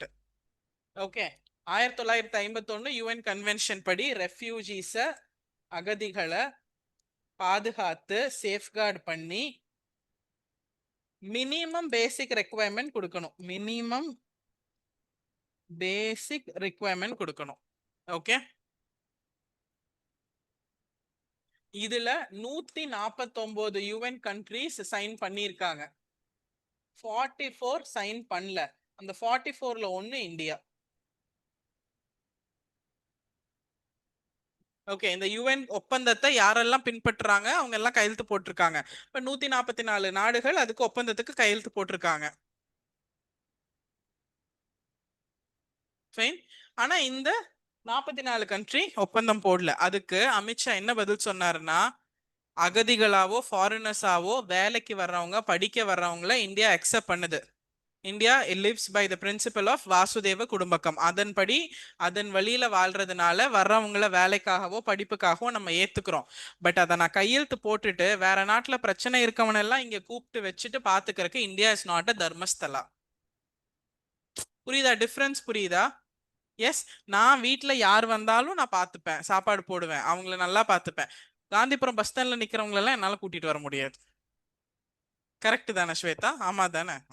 அப்ப நம்ம சைன் பண்ணிட்டோம்னா எனி கண்ட்ரியோட refugee can come to India by rights. உரிமையோட வருவாங்க. யுஎன் கன்வென்ஷன்ல சைன் பண்ணியிருக்கேல என்ன பாத்துக்கோ அப்படின்னு. So India is not a Dharmasthala while I welcome anybody who comes here for work and education. புரிஞ்சிருச்சா? இதுதான் policy framing. Okay, international relation, policy framing, PSIR அதெல்லாம் பயங்கர டீட்டெயிலாக படிக்கிறதோட ஸ்ட்ரக்சர் இதுதான். இப்போ நம்ம கவர்மெண்டோட பிரின்சிபல் என்னன்னா, எஸ் நான் ஏன் கையெழுத்து போடலன்னா வரவனா நான் ஏத்துக்க தான் செய்யறேன், வேலைக்கு வரான் படிக்க வரான் நான் ஏத்துக்கிறேன். பட் அதுக்காக ரெஃப்யூஜிஸ்லாம் வாங்க நான் பாதுகாப்பு கொடுப்பேங்கிற அளவுக்கு India is not a place call Dharmasthala. தர்மஸ்தலாங்கிற வேர்டே பார்லிமெண்ட்ல மென்ஷன் பண்ணிட்டாங்க. Okay, yes. ஸோ இதெல்லாம் எப்போ பேசினாரு? During the passing of the bill Foreigners and Immigrants Act 2025. வெளிநாட்டவர் மற்றும் புலம்பெயர்ந்தவர்களுக்கான சட்டம் 2025 நிறைவேற்றும் போது இந்த பேச்சுவார்த்தை எல்லாம் நடந்துச்சு. ஓகே, நம்ம ஏன் ரெஃப்யூஜிஸ்லாம் லீகலா வருவாங்க இல்ல இல்லீகலா வருவாங்க? அவங்களே ரெஃப்யூஜிஸ், அவங்க எங்க போய் லீகலா வருவாங்க? பாஸ்போர்ட் விசா எல்லாம் இருந்தா அவங்க ஏன் ரெஃப்யூஜியா வர போறாங்க? ஃபிளைட்ல தானே வருவாங்க. அப்ப கரெக்ட் தானே? Okay ma'am. ஸோ கரெக்டாக ஹோம் மினிஸ்டர் என்ன ஸ்டேட்மெண்ட் சொன்னார் அப்படின்னா, India is a Jio cultural nation, not a Jio political nation. India வந்து ஒரு ஜியோ கல்ச்சுரல் நாடு, ஜியோ பொலிட்டிக்கல் நாடு கிடையாது. இந்தியா நெவர் நீடட் அ செப்பரேட் ரெஃப்யூஜி பாலிசி. ஒரு தனி அகதிகளுக்கான ஒரு திட்டம் அதெல்லாம் தேவைப்படலை. ஏன்னா இந்தியா எப்பவுமே சிறுபான்மையரை வரவேற்றது இருக்கு இந்தியாக்குள்ள. India is always welcomed minorities. ஏன்னா we live by the principle of Vasudhaiva Kutumbakam. அவ்வளவுதான். the world is one family. உலகம் என்பது ஒரு குடும்பம்ங்கிற ஒரு கொள்கையை பின்பற்றி இந்தியா எப்பவுமே வாழ்ந்துட்டு இருந்ததுனால எங்களுக்கு தனியா அகதிகளுக்குன்னு எந்த இதுவும் தேவையில்லை. அப்ப எந்த மாதிரி நாட்டுக்கு வேணும் அகதிகளுக்கான தனி சட்டம்? ஜியோகிராபிக்கல் பவுண்டரி போட்டுட்டு இது என் நாடுன்னு வாழ்ந்துட்டு இருக்கேன், ஜியோ பொலிட்டிக்கலா வாழ்ந்துட்டு இருக்கேன்னா நீ பாலிசி போட்டுக்கோ. நான் ஜியோ கல்ச்சரலா வாழ்றேன், கல்ச்சரல் படிதான் நான் நாட்டோட வேறுபடுறேனே தவிர பொலிட்டிக்கலா கிடையாது. இல்ல இப்ப வரவனா நான் வான் கூப்பிட்டு சாப்பாடு போடத்தான் செய்யறேன், எனக்கு எதுக்கு அகதிகளுக்கு முகாம்? It's simple that. Guest house யாரு கட்டுவாங்க? Okay, I am very private about my thing. Guest வந்தாலும் I have a guest house to stay. அப்ப அந்த அளவுக்கு நான் வசதியோட இருக்கணும். இல்ல அந்த அளவுக்கு கெஸ்ட்டை என்னோட வச்சுக்க முடியாத அளவுக்கு நான் பிஸியா இருக்கணும், இல்ல நான் வளர்ந்துருக்கணும், எங்கிட்ட பிரைவேட் ஸ்பேஸ் இருக்கணும். எங்கிட்ட ஃபர்ஸ்ட் வசதியும் இல்லை அந்த அளவுக்கு கட்டுறக்கு. கெஸ்ட்டை தனியா வச்சு பாக்குற அளவுக்கு நான் மோசமும் கிடையாது. கெஸ்ட் வந்தா என் பெட்ரூம்ல தான் படுத்துக்கணும், நிறைய கெஸ்ட் வந்தா எல்லாரும் ஹால்ல தான் படுத்துக்குவோம். அதுதானே Indian families. That's Vasudeva Kudumbakam. No, whereas in foreign countries every house has a guest house. Your guest comes, but guestum இவங்களும் லிவிங் ரூம்ல டைனிங் ரூம்ல மட்டும் தான் மீட் பண்ணுவாங்க. நம்ம வீட்டுக்கு கெஸ்ட் வந்தா அடுத்த நாள் அந்த சித்தியோ பெருமாவோ சமைச்சிட்டு இருப்பாங்க, நம்ம அம்மா துவைச்சிட்டு இருப்பாங்க. That's how we have always grown இல்லையா? அதுதான் வாசுதேவ குடும்பக்கம் பிரின்சிபல். ஓகே, அப்ப நம்ம ஜியோ பொலிட்டிக்கல் கிடையாது, ஜியோ கல்ச்சரல். ஓகே, மேம் அந்த ஸ்டேட்மெண்ட் மட்டும் ரிப்பீட் பண்றீங்க? என்னங்க? அந்த ஸ்டேட்மெண்ட் மட்டும் ஒரு டைம் ரிப்பீட் பண்ணுங்க மேம். எந்த ஸ்டேட்மெண்ட்டுங்க? இப்ப லாஸ்டா சொன்னாங்க அமித்ஷா சொன்ன ஸ்டேட்மெண்ட் ஜியோ அமித்ஷா கல்ச்சரல். சொன்னதா? அமித்ஷா என்ன சொன்னாரு? India is a geocultural state, not a geopolitical ஸ்டேட்னு சொன்னாரு. Okay. And India always welcomes minorities. India எப்பவுமே சிறுபான்மையரை வரவேற்றிருக்கோம். And India lives by the principle or philosophy of Vasudhaiva Kutumbakam. எப்பவுமே இந்தியா வந்து வாசுதேவ குடும்பகம்ங்கிற கொள்கையை பின்பற்றி வாழ்ந்ததுனால நம்ம என்னைக்குமே வந்து ஒரு அரசியல் எல்லை அப்படின்னு போட்டு அவன் அந்த நாடு இந்த நாடு நம்ம பிரிச்சு பார்த்ததே இல்லை. One world one family. அதனால we don't need a separate refugee policy. ஓகேங்களா? எழுதிட்டீங்களா? Okay ma'am.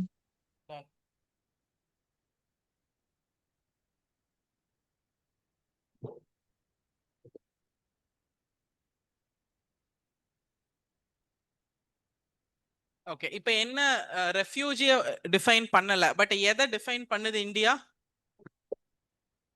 ரெஃப்யூஜியை ஏன் டிஃபைன் பண்ணலங்கிறத இவ்வளவு நாள் பார்த்துட்டு இருந்தோம். அகதிகளை ஏன் நம்ம வரையறை படத்துல அகதிகள்னு ஏன் யாரையும் சொல்லலைங்கிறத நம்ம இவ்வளவு நேரம் பார்த்தோம். பட் நம்ம குடியுரிமை சட்டம் எதை கரெக்டா வரையறைப்படுத்துது? Illegal migrants. ஓகே. சட்டவிரோதமாக புலம்பெயர்ந்தவர்கள் அப்படிங்கறத நம்ம கிளியரா நம்ம வந்து வழி இல்லாம வரவங்களை அக்செப்ட் பண்ணிக்கிறோம். சட்டவிரோதமா வரவங்களை நம்ம அக்செப்ட் பண்ண மாட்டோம். நம்ம அதுக்கு டெஃபினிஷன் இருக்கு. Okay. So illegal immigrants as per citizenship act 1955 எழுதுங்க. குடியுரிமை சட்டம் 1955 கீழ் சட்டவிரோதமாக புலம்பெயர்ந்தவர்களை எப்படி வரையறைப்படுத்துறாங்க?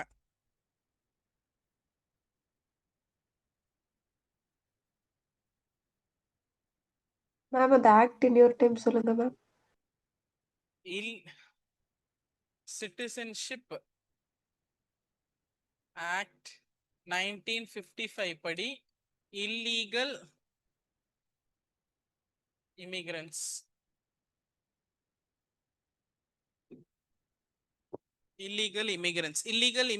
அப்படின்னா who enters India without valid travel documents. இந்தியாங்கிற எல்லைக்குள்ள ரொம்ப ப்ராப்பரான டாக்குமெண்ட்ஸ் இல்லாம, சட்டபூர்வமான டாக்குமெண்ட் இல்லாம, வாட் பாஸ்போர்ட் விசா டாக்குமெண்ட் இல்லாம வர்றவங்க ஃபர்ஸ்ட் இந்தியாக்குள்ள வித்தவுட் ப்ராப்பர் டாக்குமெண்ட்ஸ் வர்றவங்க. Next point, staying in India after expiry of documents. அந்த டாக்குமெண்ட்ஸோட ஆயுள் காலம் முடிஞ்சிருச்சு அப்படிங்கிறதுக்கு அப்புறமும் இந்தியாக்குள்ள ஸ்டே பண்ணியிருக்கோங்க. இப்போ ரீசெண்டா நீங்க நியூஸ்ல எல்லாம் பாத்தீங்கன்னா சொல்லுவாங்க, திருப்பூர்ல சட்டவிரோதமாக தங்கி இருந்த 9 பேர்த்த போலீஸ் கைப்பற்றுச்சு. பாத்திருக்கீங்களா? அதெல்லாம் என்னன்னா அவங்க டாக்குமெண்ட்ஸ் பீரியட் எக்ஸ்பயர் ஆயிரும், ஆனாலும் இந்தியாக்குள்ள இருப்பாங்க. ஓகே. அப்ப இல்லீகல் இமிகிரன்ட் சிட்டிசன்ஷிப்புக்கு அப்ளை பண்ணலாமா இந்தியால? பண்ணக்கூடாதுல்ல. நம்ம எழுதியிருக்கோம்ல எங்கேயோ, illegal immigrants cannot apply for citizenship. So 3வது பாயிண்ட் எழுதிக்கோங்க, illegal immigrants can also not apply for citizenship. குடியுரிமைக்கு அவங்க பதிவு பண்ணவும் முடியாது.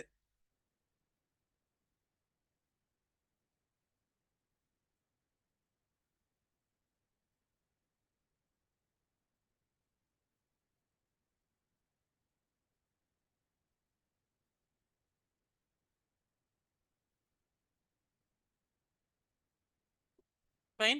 அப்ப இல்லீகல் இமிகிரன்ஸை நம்ம அக்செப்ட் பண்றது இல்ல, ரெஃப்யூஜிஸை நம்ம அக்செப்ட் பண்ணிக்கிறோம். இப்போ இந்த இல்லீகல் இமிகிரன்ஸும் ரெஃப்யூஜிஸை நம்ம என்னவா கன்சிடர் பண்றோம்?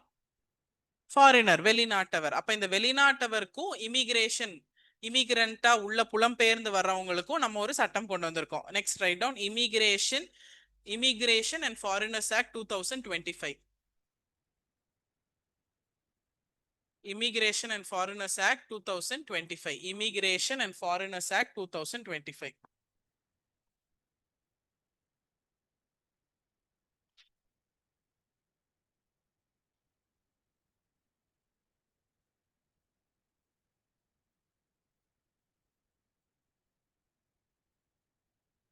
Immigration and Foreigners Act 2025. இந்த ஆக்ட் எப்போ வந்துச்சு அப்படின்னா 1st September 2025. Came into effect on 1st September 2025.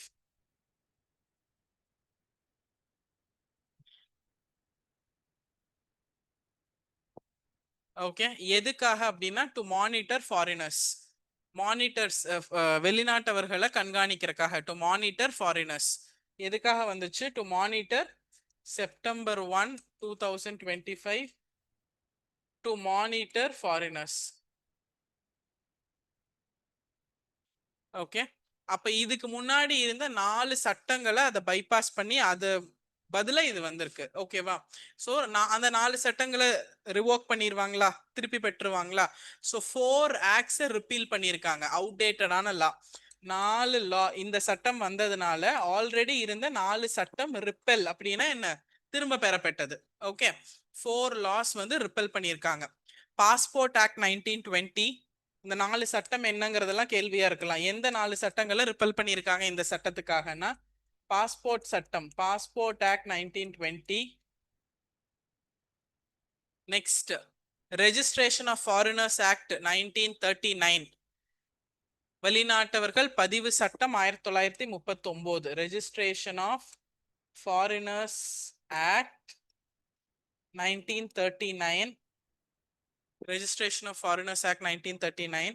வெறும் ஃபாரினர்ஸ் ஆக்ட் 1946, வெளிநாட்டவர்கள் சட்டம் 1946, ஃபாரினர்ஸ் ஆக்ட் 1926, இமிகிரேஷன் ஆக்ட் 2000, புலம்பெயர்ந்தவர்களுக்கான சட்டமா இருந்த இமிகிரேஷன் ஆக்ட் 2000. இந்த 4 ஆக்டுக்கு பதிலா இப்போ ஒரே ஒரு ஆக்ட் கொண்டு வந்திருக்காங்க, Immigration and foreigners act 2025. Okay,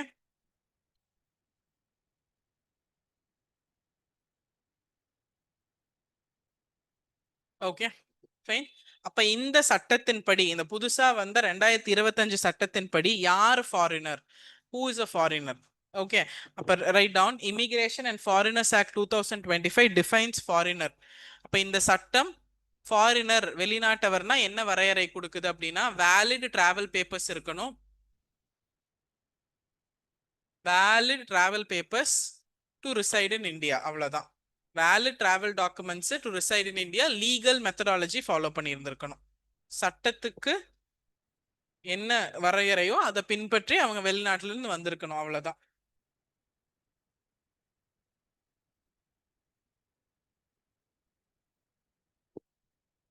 fine, அவங்க தான் ஃபாரினர் சொல்லுது. ப்ராப்பரா லீகலா டாக்குமெண்ட்ஸோட வந்திருந்தா அவங்க ஃபாரினர், எங்களுக்கும் உங்களுக்கும் எந்த பிரச்சனையும் இல்லை. அப்ப இந்த சட்டம் எதுக்காக கொண்டு வந்திருக்காங்க, ஃபாரினர்ஸை மானிட்டர் பண்றதுக்காக. அப்ப அந்த லீகல் டாக்குமெண்ட்ஸ் ப்ராப்பரா இல்லாதவனை ஏதாவது பண்ணணும்ல, அதுக்கு தானே சட்டம் வந்திருக்கு. ஸோ இந்த சட்டத்தின்படி சட்டங்களை ரொம்ப டஃப் ஆக்கியிருக்காங்க, அந்த கண்காணிப்பு முறையும் ரொம்ப டஃப் ஆக்கியிருக்காங்க, தண்டனையும் ரொம்ப டஃப் ஆக்கியிருக்காங்க. டஃப்னா என்ன, ரொம்ப கடினமாக்கியிருக்காங்க. Okay, so tough penalty for fake travel documents. ஃபேக்னா என்ன, ஏமாற்றி இல்லைன்னா ஃபோர்ஜரி, போலியான டிராவல் டாக்குமெண்ட்ஸ்க்கு டஃப் பெனாலிட்டி.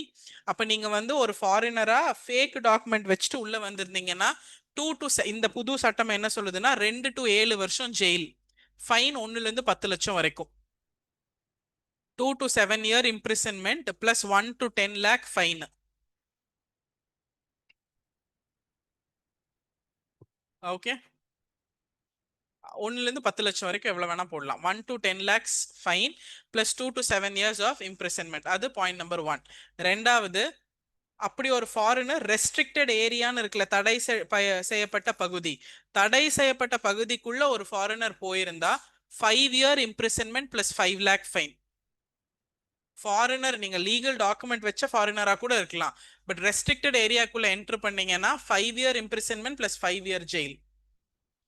காஷ்மீர் அந்த மாதிரி, ட்ரைபல்னு இல்ல, எனி ரெஸ்ட்ரிக்டட் ஏரியா.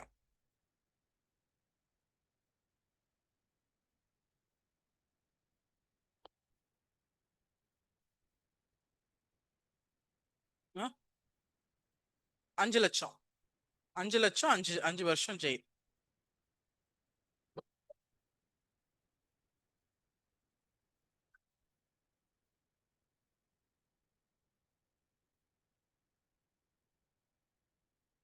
அண்ட் மேண்டேட்ரியா, கட்டாயமா ஃபாரினர்களோட எண்ணிக்கையை அரசோட பதிவு பண்ணணும். யார் யாரு, ஹோட்டல், ரெஸ்டாரண்ட், எஜுகேஷனல் இன்ஸ்டிடியூஷன்ஸ் எல்லாமே. உங்க கண்காணிப்புல இருக்கிற ஒரு நிறுவனத்துல ஒரு வெளிநாட்டவர் இருந்தா நீங்க அதை கண்டிப்பா கவர்மெண்ட்டுக்கு ரிப்போர்ட் பண்ணணும். இப்ப நான் ஒரு ஹோட்டல் நடத்துறேன், எங்கிட்ட 10 ஃபாரினர்ஸ் ஸ்டே பண்ணிருக்காங்கன்னா ஐ ஷுட் இன்ஃபார்ம். என்னோட அகாடமில 4 ஃபாரினர்ஸ் படிக்காங்கன்னா இன்ஃபார்ம் பண்ணணும். ஓகே, ஸோ எங்கெல்லாம் ஃபாரினர்ஸ் இருக்க முடியுமோ அது ப்ராப்பரா நம்ம கவர்மெண்ட் கிட்ட நம்ம ரிப்போர்ட் பண்ணணும். Mandatory reporting of foreigner details, கட்டாயமாக வெளிநாட்டவர்களோட டீடைல்ஸை அரசிடம் பதிவு பண்ணணும்.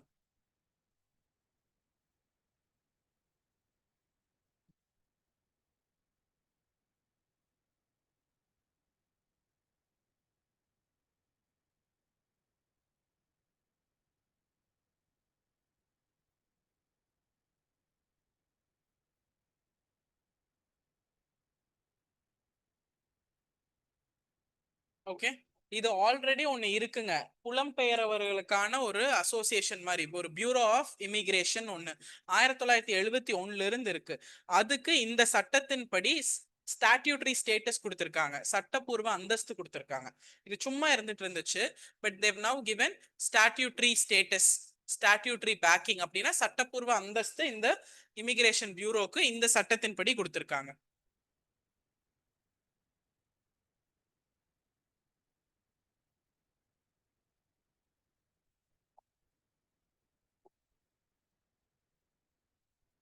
Okay fine. இப்போ ரீசெண்டா ஒரு ஏஐ டெவலப் ஆச்சுல யூஎஸ்ல, என்ன ஏஐ இந்த மாதிரி இப்போ இந்த H1B விசா ப்ராப்ளம்லாம் அனௌன்ஸ் பண்ணாங்கல்ல, 90 லேக் என்னமோ டெபாசிட் பண்ணாதான் அந்த பெர்மிட் கொடுக்குறோம், அதெல்லாம் ஞாபகம் இருக்கா?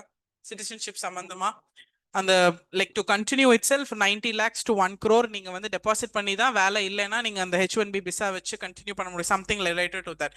அந்த டைம்ல ஒரு ஏஐ ஒன்று ரிவோக் ஒரு லான்ச் பண்ணாங்கல்ல யூஎஸ், ஞாபகம் இருக்கா? அது கொஞ்சம் முன்னாடி அந்த டைம்ல யூஎஸ்ல இருக்கிற இல்லீகல் இமிகிரன்ஸை கண்டுபிடிக்கிறதுக்காக அந்த ஏஐ பேரு கேட்ச் அண்ட் ரிவோக். ஏதாவது பாருங்க, தயவு செய்து வந்து கிளாஸ்ல குறுன்னு என் செயின் அக்கிற மாதிரியே பார்க்க கூடாது, செயின் ஸ்நாச் தீஃப் மாதிரி. கேட்ச் அண்ட் ரிவோக் என்ன கேட்டாலும் நிரவ் மோடி. ஓகே சரி, எங்கேயாவது ஒரு கான்டெக்ட்லயாவது ஒரு 2 மணி நேரம் கிளாஸ், ஒரு 3 மணி நேரம் 2.5 மணி நேரம், what ever the time is, 1 மணி நேரம்னு வச்சுக்கோங்க, தனியாவே பேசிட்டு இருக்கிறதுக்கு பாவமா இருக்காதா என்ன பார்த்தா? ஆமா தானே? அனாதையோ யார் பெத்த புள்ளியோ வந்து கிளாஸ் எடுக்குது, நம்ம பாட்டுக்கு நோட்ஸ் எடுத்துட்டு போயிடுவோம். ஆமா மேம் இது நடந்துச்சு அது நடந்துச்சுன்னா ஓகே, எனக்கும் பேசுறதுக்கு ஒரு கம்பேனியனாவது இருக்கும், கான்டெக்டாவது கிடைக்கும். என்ன எந்த ஜானர்ல பேசினாலும் குறுன்னு பாக்குறது. Yes, catch and revoke. அந்த ஏஐ பேர், ஆர்டிஃபிஷியல் இன்டெலிஜென்ஸ் பேரு யூஎஸ்ல கேட்ச் அண்ட் ரிவோக். ஸோ எல்லா நாடுகளும் இந்த மாதிரி இல்லீகல் இமிகிரன்ஸை கண்டெயின் பண்றதுக்கு அவங்க வழியில பண்ணிட்டு இருக்காங்க. நம்ம இந்த சட்டம் கொண்டு வந்திருக்கோம். ஓகேவா? கல்ஃப் கண்ட்ரிஸ் எல்லாம் துரத்தியே விட்டுருவான் கண்டுபிடிச்சா, தெரியும் தானே? வேற வழியே இல்லை, இந்தியால மட்டும்தான் வாழ முடியும் நம்ம. அதுவும் சீக்கிரம் பாஸ் பண்ணிருங்க, ஏன்னா அடுத்த சட்டம் வந்தா படிக்கிறது கஷ்டம். இருக்கிற ஒரே ஆப்ஷன் சீக்கிரம் படிச்சு பாஸ் பண்ணிட்டு போறதுதான்.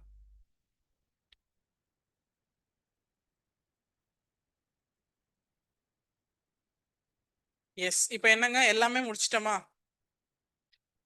எஸ், சிட்டிசன்ஷிப்ல இருக்கிற லாஸ்ட் பார்ட், சிட்டிசன்ஷிப் ஆக்டுக்கு வந்த சட்ட திருத்தங்கள், முக்கியமான அமெண்ட்மெண்ட்ஸ் மட்டும் படிக்கணும். அது மட்டும் படிச்சா முடிஞ்சா? Yes, we'll finish that and we'll finish for today. And tomorrow there will be a change in the class timing. Okay, கடைசியில சொல்றேன்.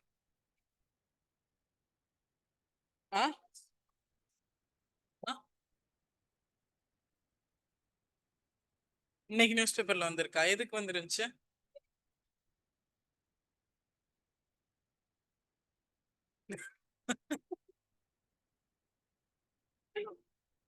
அத போய் இப்ப படிங்க. என்ன நியூஸ் பேப்பர் அது?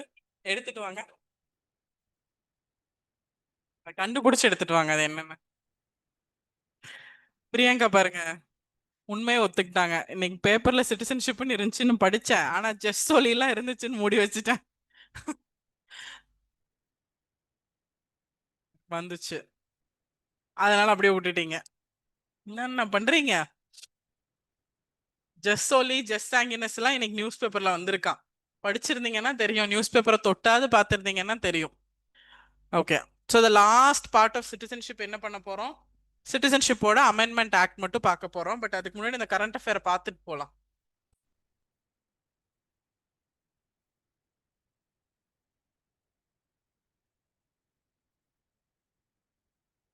Citizenship act 1955 important amendments. எல்லா அமெண்ட்மெண்ட்டும் பார்க்க மாட்டோம், இம்பார்ட்டன்ட் அமெண்ட்மெண்ட்ஸ் மட்டும் பார்ப்போம். முக்கியமான சட்ட திருத்தம், அதுல ரொம்ப லாஸ்ட் அண்ட் இம்பார்ட்டன்ட், கடைசியா வந்த பிளஸ் இம்பார்ட்டன்ட் அமெண்ட்மெண்ட் தான் சிட்டிசன்ஷிப் அமெண்ட்மெண்ட் ஆக்ட் 2019. கரெக்டா? Fine.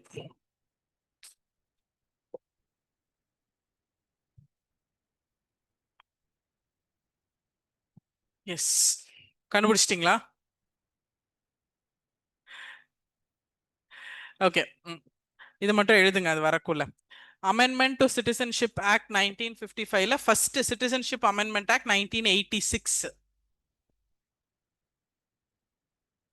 Citizenship amendment Act 1986. So 1986ல இந்த இல்லீகல் 1986 எங்க நம்ம படிச்சிருக்கோம் போய் பாருங்க. பை பர்த்ல படிச்சிருப்போமா? ஜூலை 1 1987க்கு முன்னாடி பிறந்திருந்தா ஓகே.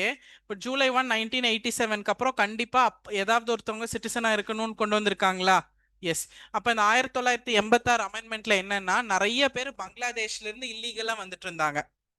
பங்களாதேஷ்ல இருந்து இல்லீகலா சட்டவிரோதமா புலம்பெயர்ந்து வந்துட்டு இருந்தாங்க. அப்ப அவங்க வந்து இங்க குழந்தை பிறந்தா இந்தியன் சிட்டிசன் ஆயிட்டு இருந்துச்சுல்ல.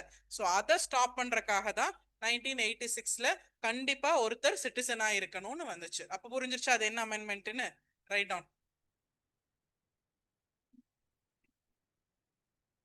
1986 அமெண்ட்மெண்ட் தான் சிட்டிசன்ஷிப் பை பர்த் ரொம்ப ரெஸ்ட்ரிக்டிவா மாத்துச்சு.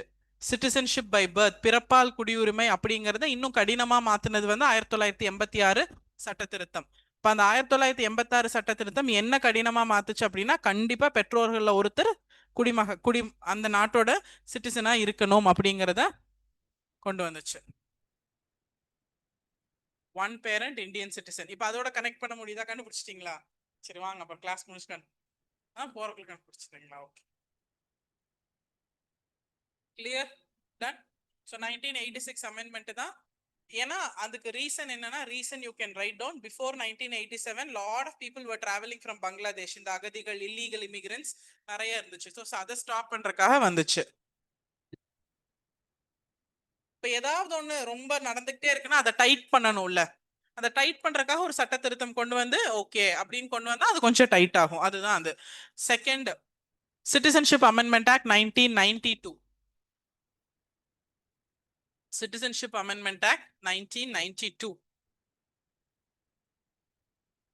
இந்த 1992ல பை டிசென்ட்குள்ள போய் பாருங்க. வம்சாவளி மூலம் குடியுரிமை பை டிசென்ட்ல 1992க்கு முன்னாடி 1992 அப்போ ஒன்லி அப்பா மட்டும்தான் குடியுரிமைய அடுத்த தலைமுறைக்கு கடத்த முடியும்னு ஒண்ணு இருக்கா? Only if the father is a citizen கடத்த முடியும். அது என்ன? பேரண்ட்னா ஃபாதரோட ரொம்ப கஷ்டப்பட்டு குழந்தை பிறக்கிறது அம்மாக்கு தான் இல்லையா? இதுக்கு ஃபாதர் தான். எனி பேரண்ட் கேன் பாஸ் த சிட்டிசன்ஷிப்னு மாத்தினாங்க. புரியுதா என்ன சேஞ்ச்னு? So write down. 1992 முன்னாடி only father could pass down the citizenship. தகப்பன் ஒரு அந்த பெற்றோர் ஸ்தானத்துல அப்பா மட்டும்தான் அந்த குடியுரிமையை அடுத்த தலைமுறைக்கு கடத்த முடியும். ஆனா 1992க்கு அப்புறம் any parent can transfer citizenship. யாரா வேணாலும் அந்த குடியுரிமையை சேஞ்ச் பண்ணலாம்.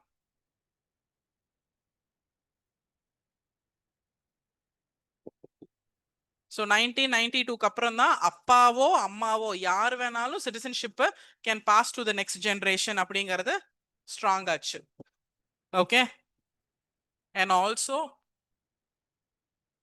1992 அமெண்ட்மெண்ட்ல தான் 1 இயர்க்குள்ள ரெஜிஸ்டர் பண்ணும் அப்படிங்கிறதையும் கொண்டு வந்தாங்க. Within the child's 1 years birth, ஒரு வருஷம் பிறந்ததுல இருந்து ஒரு வருஷத்துக்குள்ள அங்க ரெஜிஸ்டர் பண்ணணும்னு இருக்குல்ல, அதுவும் இதுல கொண்டு வந்தது தான்.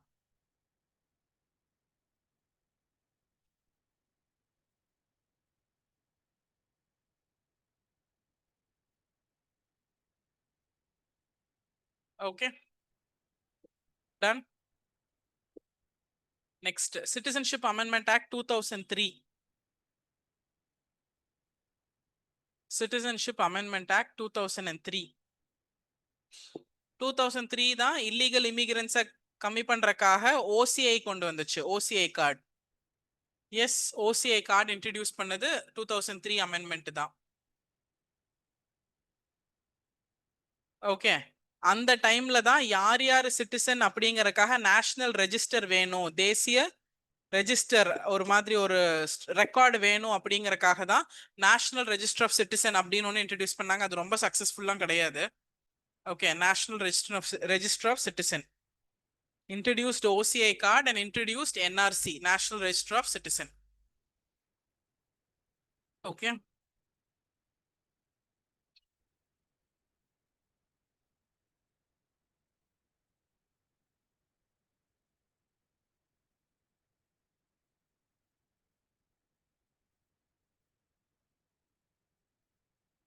Next, Citizenship Amendment Act 2005.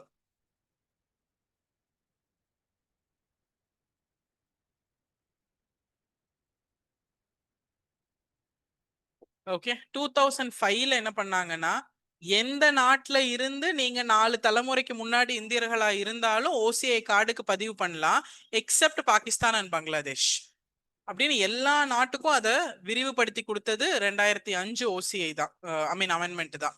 Any person of Indian origin from any country can apply and register to get OCI card except people from Pakistan and Bangladesh. Pakistan பங்களாதேஷை சார்ந்தவங்க எந்த தலைமுறையா இருந்தாலும் வாங்கவே முடியாது ஓசிஐ கார்டு. மற்ற எந்த நாட்டை சேர்ந்தவங்க வேணாலும் ஓசிஐ கார்டு வாங்கிக்கலாம்.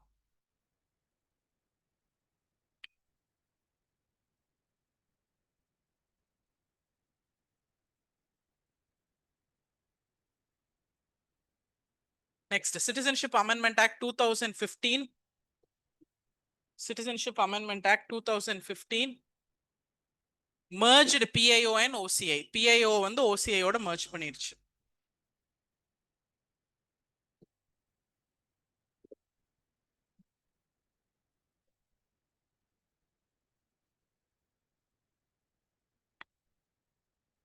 Next, citizenship. என்னங்க?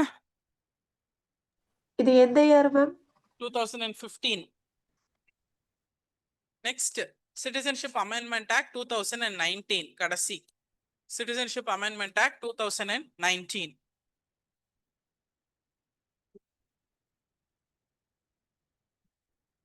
So, minorities from foreign countries were granted citizenship. சிறுபான்மையினர் இதர நாட்டுகள்ல இருந்து வந்த சிறுபான்மையினருக்கு இந்திய குடியுரிமை கொடுத்த சட்டம். கரெக்டா? Minorities from different countries were given citizenship. அந்த different countries அப்படிங்கிறது என்ன? neighboring Islamic countries. கரெக்டா? நம்ம பக்கத்துல இருக்கிற இஸ்லாமிய மத நாடுகள், neighboring Islamic countries. ரொம்ப கான்ட்ரவர்ஷியலான அமெண்ட்மெண்ட் இதுதான். ஏகப்பட்ட பிரச்சனை கொண்டு வந்த அமெண்ட்மெண்ட் இதுதான். எந்தெந்த நாடுகள்? ஆப்கானிஸ்தான், பங்களாதேஷ், பாகிஸ்தான். எந்தெந்த நாட்டிலிருந்து வந்த சிறுபான்மையினர்? ஆப்கானிஸ்தான், பங்களாதேஷ் அண்ட் பாகிஸ்தான். அந்த சிறுபான்மையினர் அப்படின்னா யார் யாருன்னு சொல்லுது? ஹிந்துஸ், அந்த நாட்டில் இருக்க சிறுபான்மையினர் Hindus, Sikhs, Buddhist, Jain, Parsis, Christian. Okay, Muslim மட்டும் இல்ல. யாரு? ஆமா, அவர் 2016ல வாங்கிட்டார்ல. இது 2019 தானே. இது என்னன்னா இல்லீகலா வந்தவங்களுக்கு கொடுக்குறோம், அவர் ரெஜிஸ்டர் பண்ணி வாங்கிடுவாரு. Yes. So neighbouring Islamic countries ஆன ஆப்கானிஸ்தான், பாகிஸ்தான், பங்களாதேஷ்ல இருந்து வந்த சிறுபான்மையின மக்கள் ஹிந்துஸ், புத்திஸ்ட், ஜெயின், பார்சி, கிறிஸ்டியன், சீக், அந்த மக்களுக்கு குடியுரிமை தர்றோம். எப்படி தர்றோம்னா, இவங்க யாரு? வெளிநாட்டவங்க. கரெக்டா? இந்தியன் கிடையாது. அவங்களுக்கு இப்ப நேச்சுரலைசேஷன்ல தானே கொடுக்கணும். கரெக்ட். நேச்சுரலைசேஷனுக்கு என்ன ரூல்னு போய் பாருங்க. 5 years இருந்திருக்கணும். 5 years அவங்க இந்தியாக்குள்ள இருக்கணும். கடைசி 12 மாசம் இந்தியாக்குள்ள இருந்திருக்கணும். அப்ப 2019ல வருதுன்னா அது கரெக்டா 5 வருஷம். டிசம்பர் 31, 2014. டிசம்பர் 31, 2014க்கு முன்னாடி நீங்க இந்த 3 நாட்டில இருந்து இந்த ஏதாவது ஒரு சிறுபான்மையினர் மதத்தை சார்ந்து வந்திருந்தீங்கன்னா உங்களுக்கு இப்ப குடியுரிமை தரும். அதுக்கு முன்னாடி 7 வருஷமா இருந்துச்சு, அதை இதுலதான் 5 வருஷம் ஆக்குனாங்க. அகதிகள், ரெஃப்யூஜிஸ், அவங்க தனியா 7 வருஷம் இருந்து அப்ளை பண்ணி வாங்கிக்கலாம்.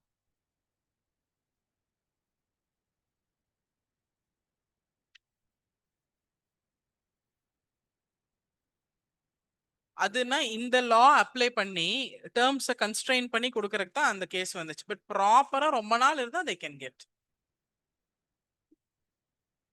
Fine. So December 31, 2014 அப்படிங்கறது தான் டெட்லைன். ஓகே, ஸோ இவங்க வந்து இல்லீகல் இமிகிரன்ஸ் கிடையாது, அதுக்கப்புறம் சிட்டிசன் ஆயிருவாங்க. ஏன் முஸ்லிம்ஸ்க்கு அப்ளிகபிள் இல்லை, என்ன பிரச்சனை? Muslims were not included because அது அவங்க majority country, so not accept. இதோட we will finish சிட்டிசன்ஷிப். அவ்வளோதான். Every thing under citizenship is covered. இதை தாண்டி கொஸ்டின்லாம் வர சான்ஸே இல்லை. வந்தாலும் 3 ஆப்ஷன்ல இதுல இது இருக்கும், அந்த 4வது ஆப்ஷன் ஆன்சரை போட்டு வந்துருங்க. ஓகே, ஸோ சிட்டிசன்ஷிப் முடிஞ்சிருச்சு. சிட்டிசன்ஷிப் படிக்க ஆரம்பிச்சிருங்க. அண்ட் அந்த ரிவிஷன் டெஸ்ட், அந்த சிபிடி எல்லாம் அவங்க கம்பைல் பண்ணதுக்கு அப்புறம் you will get that test. Fine.